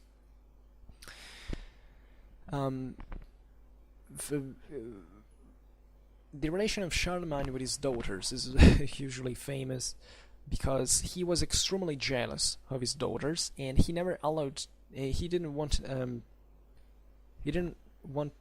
to marry. He was extremely jealous as a father, and he wanted them to remain all in his court. He simply loved his daughters. This didn't mean that his daughters didn't have sex. As a matter of fact, the Carolingian court was a pretty, everything but a chaste court, to tell it all. And these daughters actually had several lovers, and Charlemagne was fine with that, as long as, however, his daughters remained with him, close to him.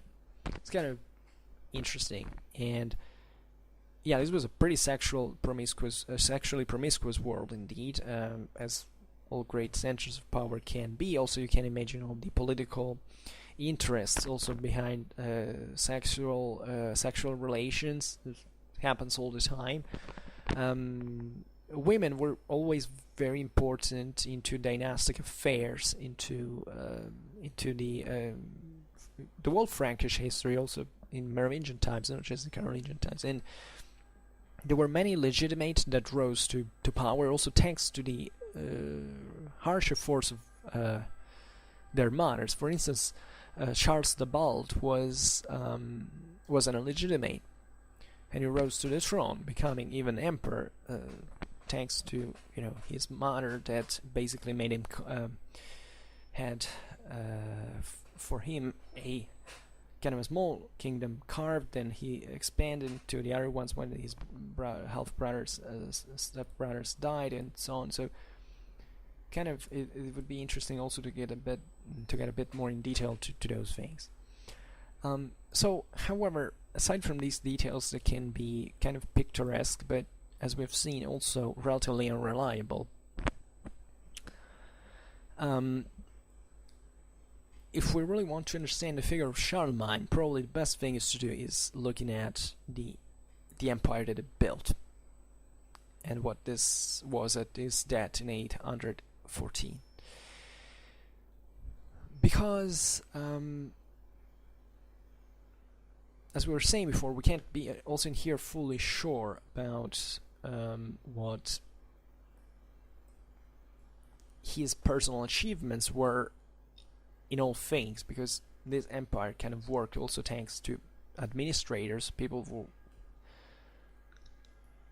who Charlemagne couldn't control literally everything. Nevertheless, he was a very decisive, very active ruler. He participated in person to so many events of those times. He was a leader. He was a military leader, and that was always very important. He was a great organizer. He had a great logistical talent.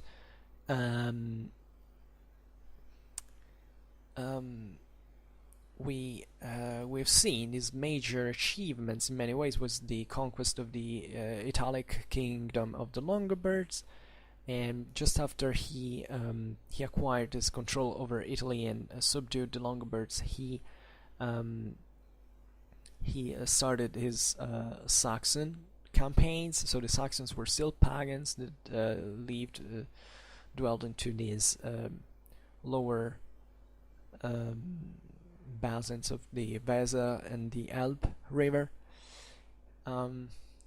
And as we know, the military campaigns into Saxony was pretty harsh. They basically were aimed at the forced conversion of those populations and to the dispersion of the Saxons as well as a people through the suppression of entire tribes and also forced deportations. This was pretty common also as a measure at the time.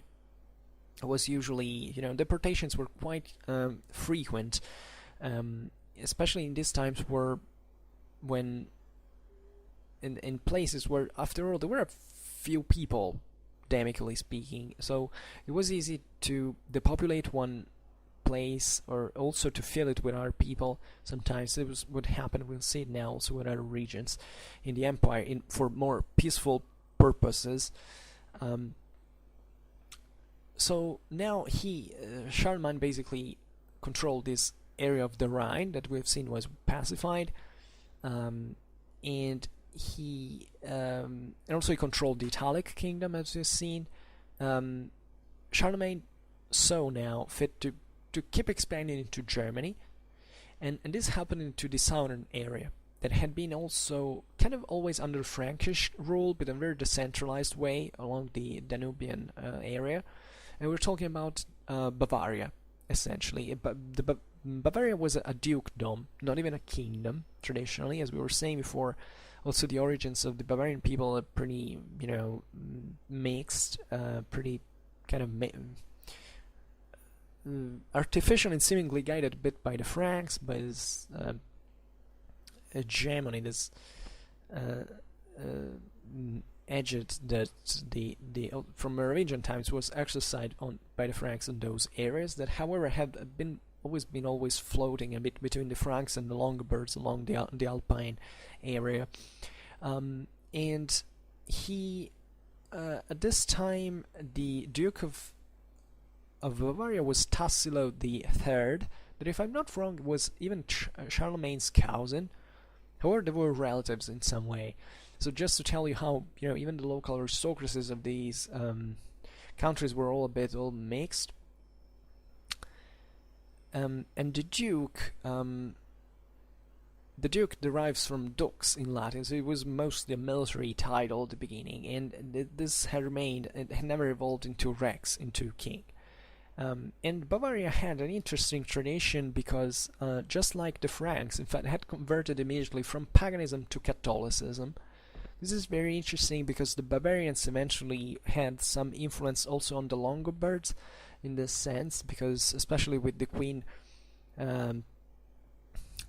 Theodolinda, that was sent, in fact, in marriage to the Longobard king Authari, and then she married his successor Agilulf. She was Catholic when the Longobards were still Arian, and it's under Agilulf, in fact, that there is this transition, progressive but still meaningful transition of the Longobard kingdom from Arianism to Catholicism. So these were populations that always had some certain kind of things in common at many levels. And Tassilo III had sworn an oath of allegiance to Charlemagne's father Pippin, and had basically been obliged at that point to accept the hegemony of the Franks. These disposals were naturally very nominal, because direct rule was difficult to achieve. The Bavarians were always in the sense that they felt they were kind of weak, so they kind of leaned according to either the Franks or the Longobards according to the situation, to kind of enjoy their decentralized position. But Tassilo III and at this point wanted, however, as it's natural, to carry out as sort of political autonomy. So basically Charles was forced to invade Bavaria, and however he after he obtained his submission, he left him in charge in Bavaria. This was actually pretty normal. Even when the Carolingians invaded Italy, sometimes they left the local dukes where they were, because they didn't want to force too much the hand, especially into these decentralized countries at the border of the empire, were kind of also more difficult to control. And this happened in 787. However, later,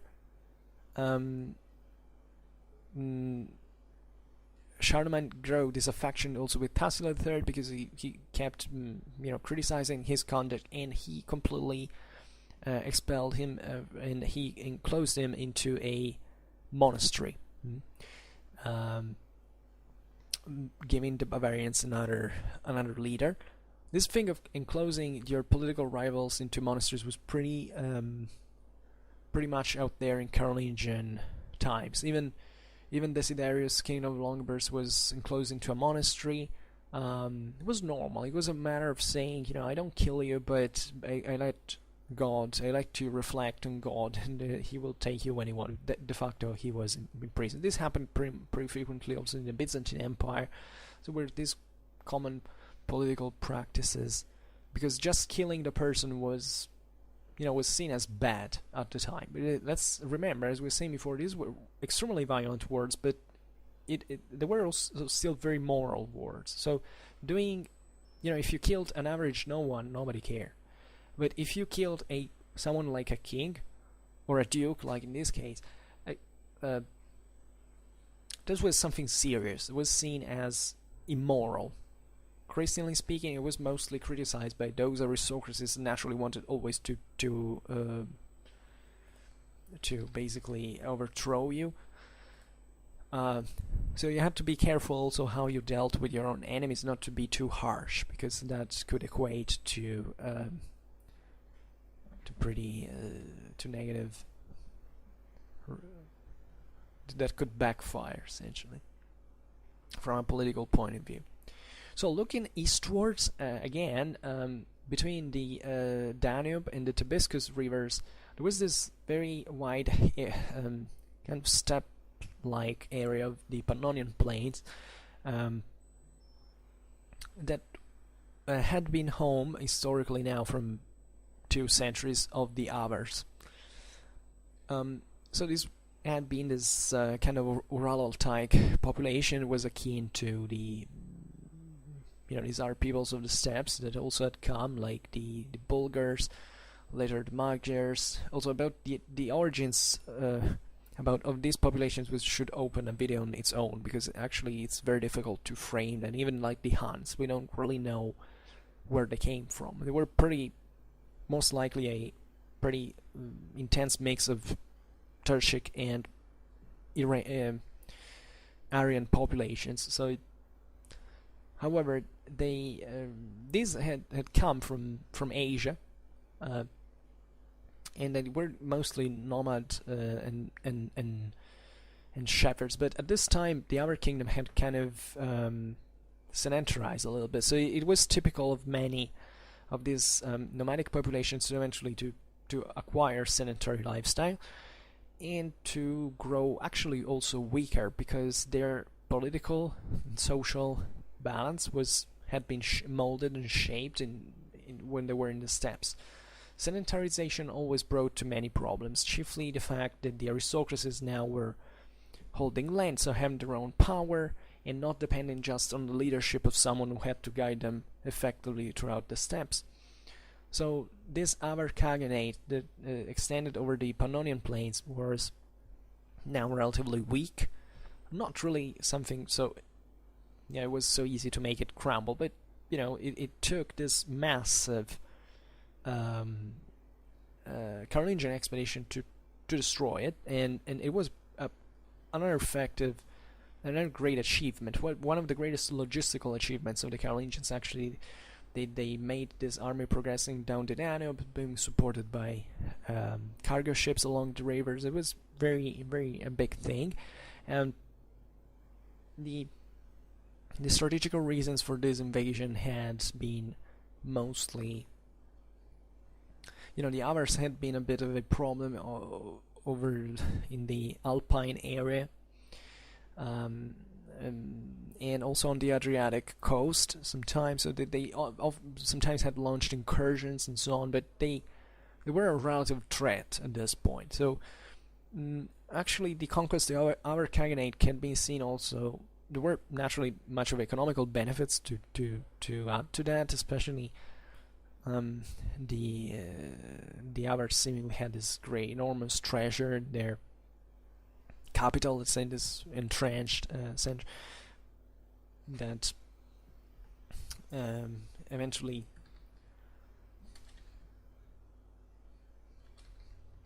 and produced, bore very great fruits in terms of loot and so on. So Charlemagne had needed to strengthen his own prestige with a great military victory that could, in this sense, also increase the deterrent effect on other populations, looking, I can wipe out the Avar Khaganate. Look at how strong I am. I can do the same thing against you.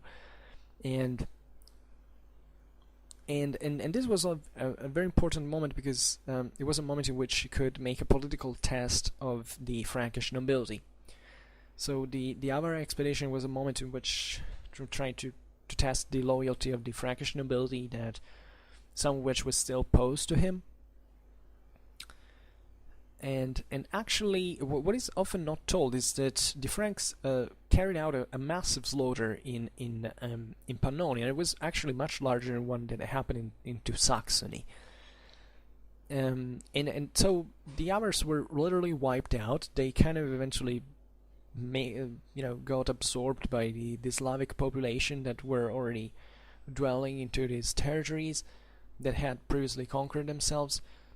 So this created also some of a problem in terms of demically speaking, because the slaughter of the Avars brought to had to be compensated through with the migration of certain groups of peasants that came from southern Germany or northern Italy, and were settled there to make these regions fruitful. And eventually the history of that border, so in the Balkans, is kind of interesting. Maybe one day we will get more in detail to that. For now, we don't have time, but it's important, because there were so many different actors, and it was actually a lack of power after the Avars were destroyed, and the Carolingian Empire also collapsed. There were pretty interesting formations in there that formed newly, and also kind of rose and fell relatively easily. And also there was an influence from the Byzantines. The Bulgars also had extended their influence over those areas. So it's kind of fascinating. There is another front that now we didn't talk about, was the one of Spain, of the Moors. The Moors were called like this, was an approximation from Maori. So it was where synecdoche that was used at the time to define his populations through this name of Mauritania, of the ancient Mauritania. So this was roughly at this point considered like the Maghreb in general. And so also geographical notions at this point were kind of superficial. Also the ethnic, so there are many synecdoches in here. So the way these populations were called really depended much on the subjective perception that they were. Naturally, the Franks didn't know much about this world. And the Charlemagne had a great symbolical legacy attached to his dynasty. It was essentially the fame and glory achieved by his grandfather Charles Martel at the Battle of Poitiers in 732 against the Arabs, that had been magnified naturally as this great victory. And it's actually renowningly one of the most overestimated victories in history, especially from a strategical point of view, that didn't change excessively much. And it was more important, but on kind of a regional base. It wasn't just the fall of the Islam was expanded. It was just a bunch of raiders that surely would have loved to settle into France and to start launching raids in there, but it wasn't a massive invasion that would have made the Franks crumble. Nothing like that. And however, it was a great victory indeed, and also tactically speaking, it kind of proved the strength of Franks. It was pretty. Also in there, we know very few actually in detail about that battle, but kind of showed the prowess both of Frankish cavalry and infantry, and definitely the leadership of Charles Martel. But after Poitiers, the Arabs kept pouring into southern France and raiding, seizing other. However, between the 8th and the 9th century, the risk, in fact, of an Islamic invasion from the Pyrenees was in practice very very low.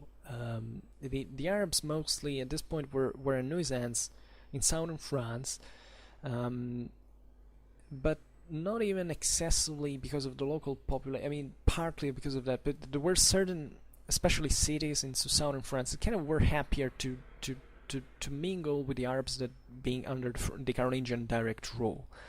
And this would go on for a lot of time in southern France, and you can't otherwise explain, and this is not an hypothesis, there are actually pretty massive studies about this, you can't explain the Arab presence for such a long time, actually up to almost the 11th century, into southern France, if you do not look at what the support of the local populations was, of these local cities that interact just to remain free. They prefer to trade, also because the Arabs borrowed trade.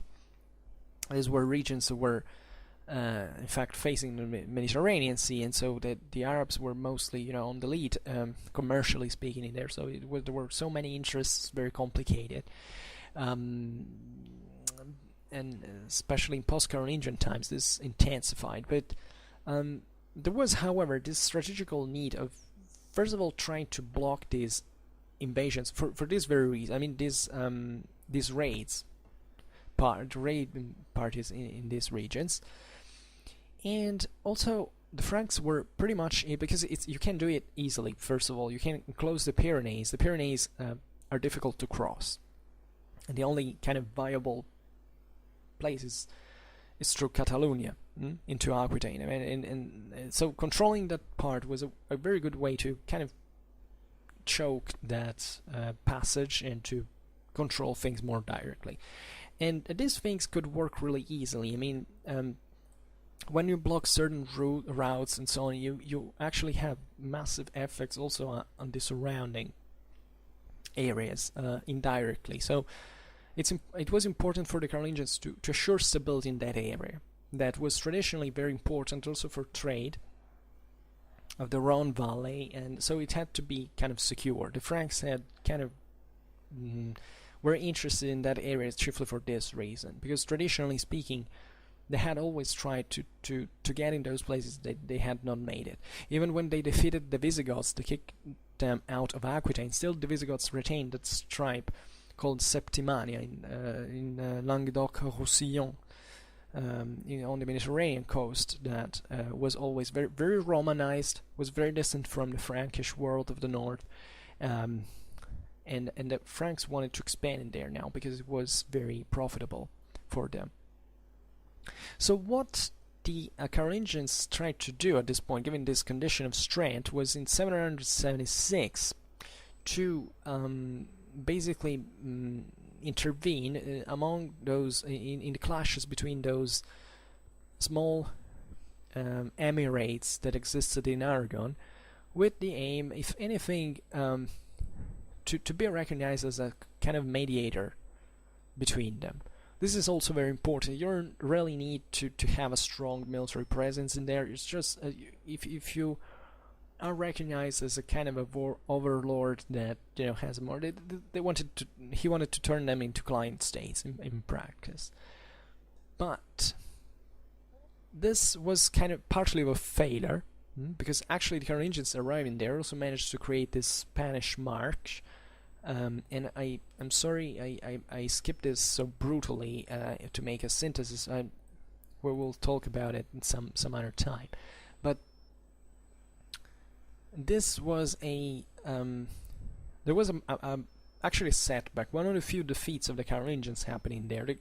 I think arguably the two greatest defeats of the Carolingians were at this time the Battle of Zuntel against the Saxons.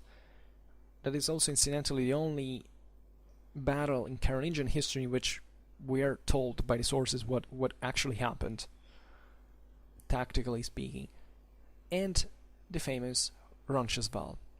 And this defeat that was destined to enter into the legend, because the ambush, the most famed episode, the ambush of Roncesvalles, so the fall of this Comes of Bretagne, Roland, who was also a not just a a very important collaborator of Charles, but also one of his relative. And he was he gave much later actually to birth to the to extremely famous Chanson de Roland, this kind of fundamental epical texts of our Middle Ages. And the what is mostly interesting about this defeat of especially the annihilation of the Frankish rearguard led by Roland, is the fact that the Franks were not defeated by the Muslims, but they were defeated by the Basques. They were Christians, and were hostile to the Frankish interference in their own affairs. A foreign army entering their lands, and they wanted to kick them out. Probably some Muslims did participate. I mean, at this point, that area was kind of also at the outskirts of the Caliphate of Cordoba, and also in there were so many small Muslim lords that kind of were all also siding with the Christians depending on the interests and so on. So probably, maybe, I don't know, some Muslim garrisons participated to the Battle of Roncesvalles, but it was mostly the Basques who, have always been also pretty jealous of their own territory. They saw this Frankish interference as definitely a threat. So nevertheless, as we were saying, Charlemagne managed to organize immediately south of the Pyrenees. This is interesting, into the Iberian Peninsula proper, so not on the Gallic water from the Gallic side of the watershed. This mark of Spain, also known as Mark of Catalonia, and this was arguably, a bridgehead for an eventual expansion into the Iberian Peninsula. And thanks to this, however, the entire line of the Pyrenees was at this moment under Frankish control. Then we know that the Franks didn't launch any offensive into the Iberian Peninsula afterwards, also because they were busy doing something else.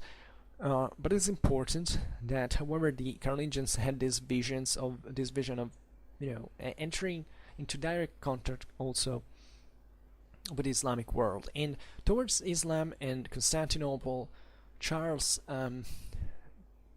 tended to present himself just one of the great lords, to which was due, part of the dominion of the world as such. It was very important. I mean, the universal ideal was pretty much there, and that's how he kept why he kept open these diplomatic relations with the very far caliphal court of Baghdad, at the time ruled by the Caliph Harun al-Rashid, from whom Charlemagne obtained a sort of formal reconnaissance of a title of protector of the holy places of Jerusalem. So it's very interesting because we're still very distant from the Crusades in time, but still you see that Charlemagne, so this Frankish rulers, continental Europe, was still thinking at retaking those holy places. Naturally, this is not because he could achieve practically that, of course, but it's important, and also this has to be seen as a move from the Caliph to just give a formal title, nominal title, to a ruler that was so far away, that was not a threat. Also to create a problem to the Byzantines, who were instead a much closer threat to the Caliphate and that wanted to reconquer definitely the holy places. So it was a pretty clever move, because practice the Byzantines were between the Caliphs and the Franks. So it's obvious that the Franks and the Muslims would form an alliance, or at least they had some friendly relations in anti-Byzantine function.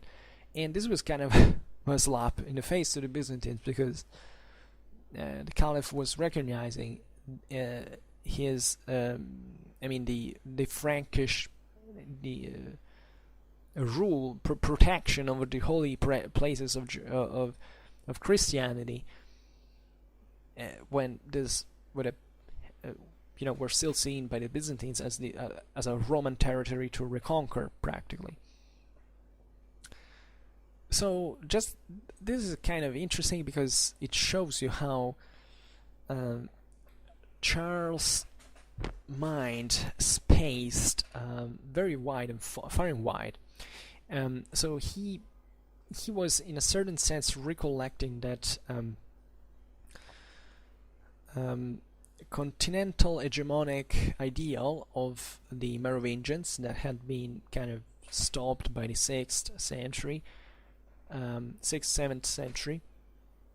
So creating a dominion that could encompass everything that remained of the Romano-Germanic world intact, and it happened. So with the only exception of the British islands that remained out, back in the day the Merovingians had made of some Anglo-Saxon kingdom of a client state, but there was no intention to invade the British islands at this point, and it was mostly a continental power. I mean, the Carolingians were also chiefly a terrestrial power. They rarely ventured into maritime adventures. They did that chiefly from a defensivistic reason, mostly about the Vikings in the North Sea. But they were mostly a terrestrial power, so their horizons were set on the land. I mean, the Franks are often associated to this, even with feudalism, to this very strong tie to the land dominion. Indeed, and it is true, indeed. However, these hegemonic plans naturally were making Charlemagne's imitating the models of the Roman emperors of the West, albeit, as we've said before, not really formulating such a plan, because even with the relations with the Pope, that we will leave now out for this time because this video is getting too long,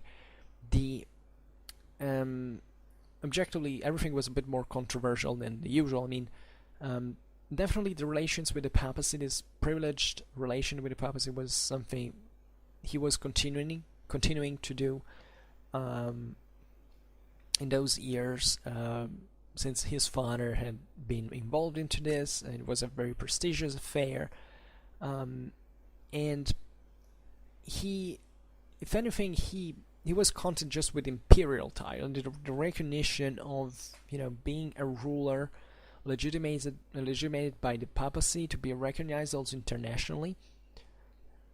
Excuse me.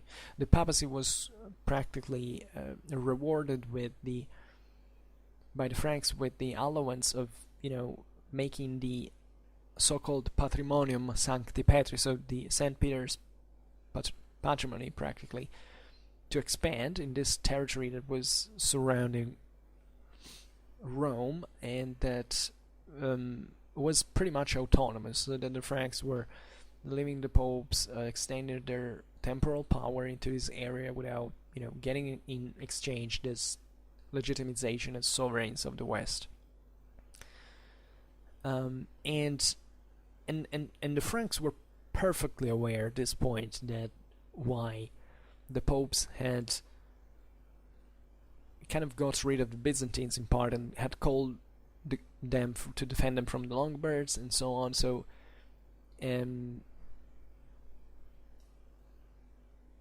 he knew, Charlemagne knew what this meant in terms of political practice and political balance, internationally speaking, and so on.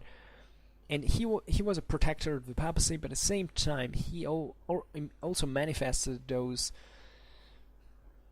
kind of this attempt to do this intransigent and exclusive a relation with the papacy that was, in this sense, much more invasive, let's say, than for the papacy than what the Byzantines had been, because objectively the Byzantines now, okay, they were not creating problems to the papacy because they were too, they had grown too distant from them in the Italian peninsula, but the popes have always had this kind of problem in their own regard, because sometimes we conceive the papal power as always kind of the cause of this fragmentation of, the idea of calling first one ruler then another, so creating actually a political mess, especially in Italy, not allowing to create ever a unitary domain. This is kind of an interesting historical interpretation. However, from the papal perspective, objectively, there's always been not that the papacy was a great political military power. I mean, politically, yes, because obviously it had an enormous spiritual, religious prestige, and so spiritual influence, religious prestige. But they weren't much of a great power. So it was very seducing for any conqueror that arrived into the Italian peninsula to say, okay, now you side with me, and progressively trying to interfere with the papal policy. So these popes really didn't have much of an option. I mean, naturally, you can criticize the fact that the church should have been mostly a spiritual thing, not a temporal thing, but at the same time, since this wasn't reality, because the popes naturally had their own power, they had always had it since the very beginning, and they wanted to preserve it, to remain autonomous.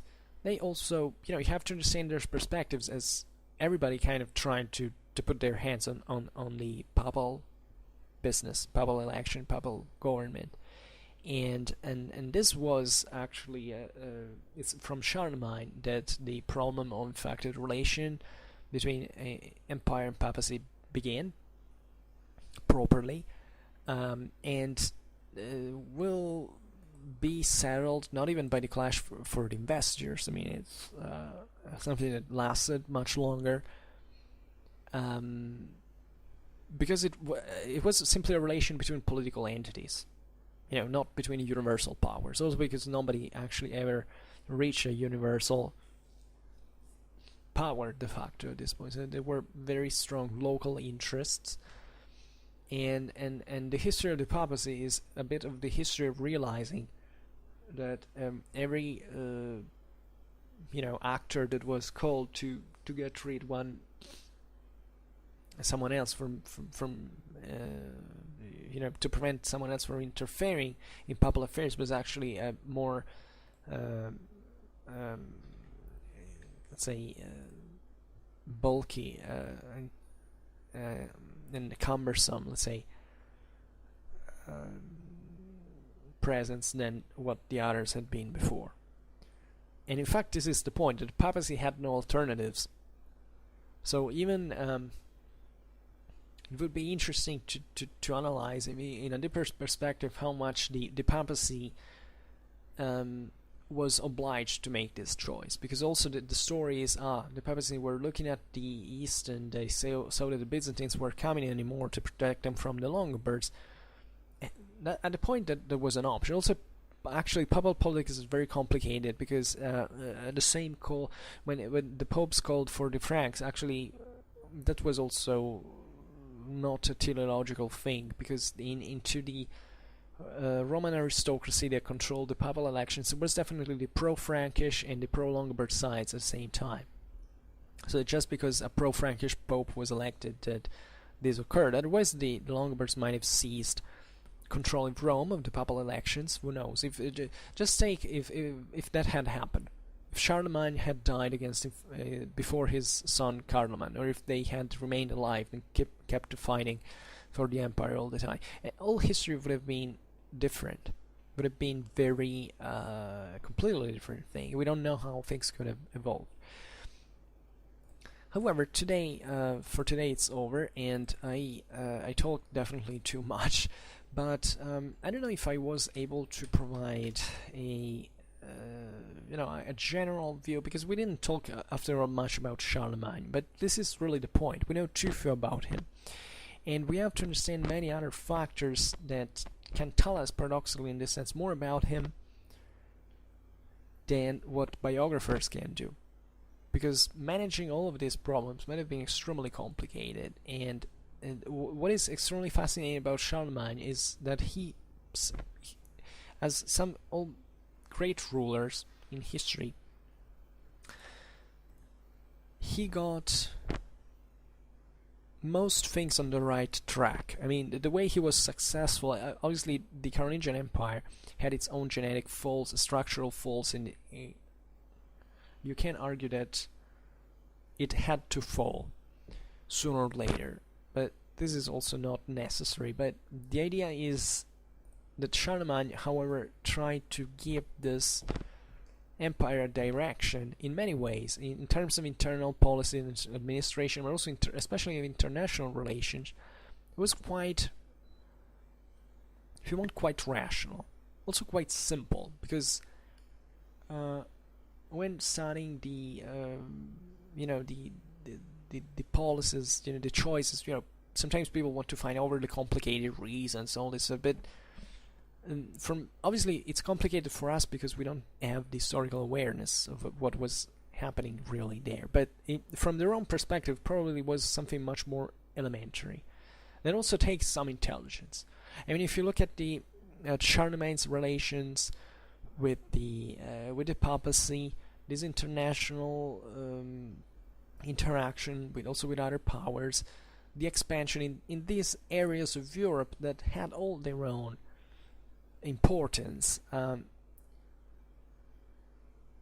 there was a very linear frame, quite rational frame, quite logical, practical thing. He definitely, Charlemagne was a man with a huge energy.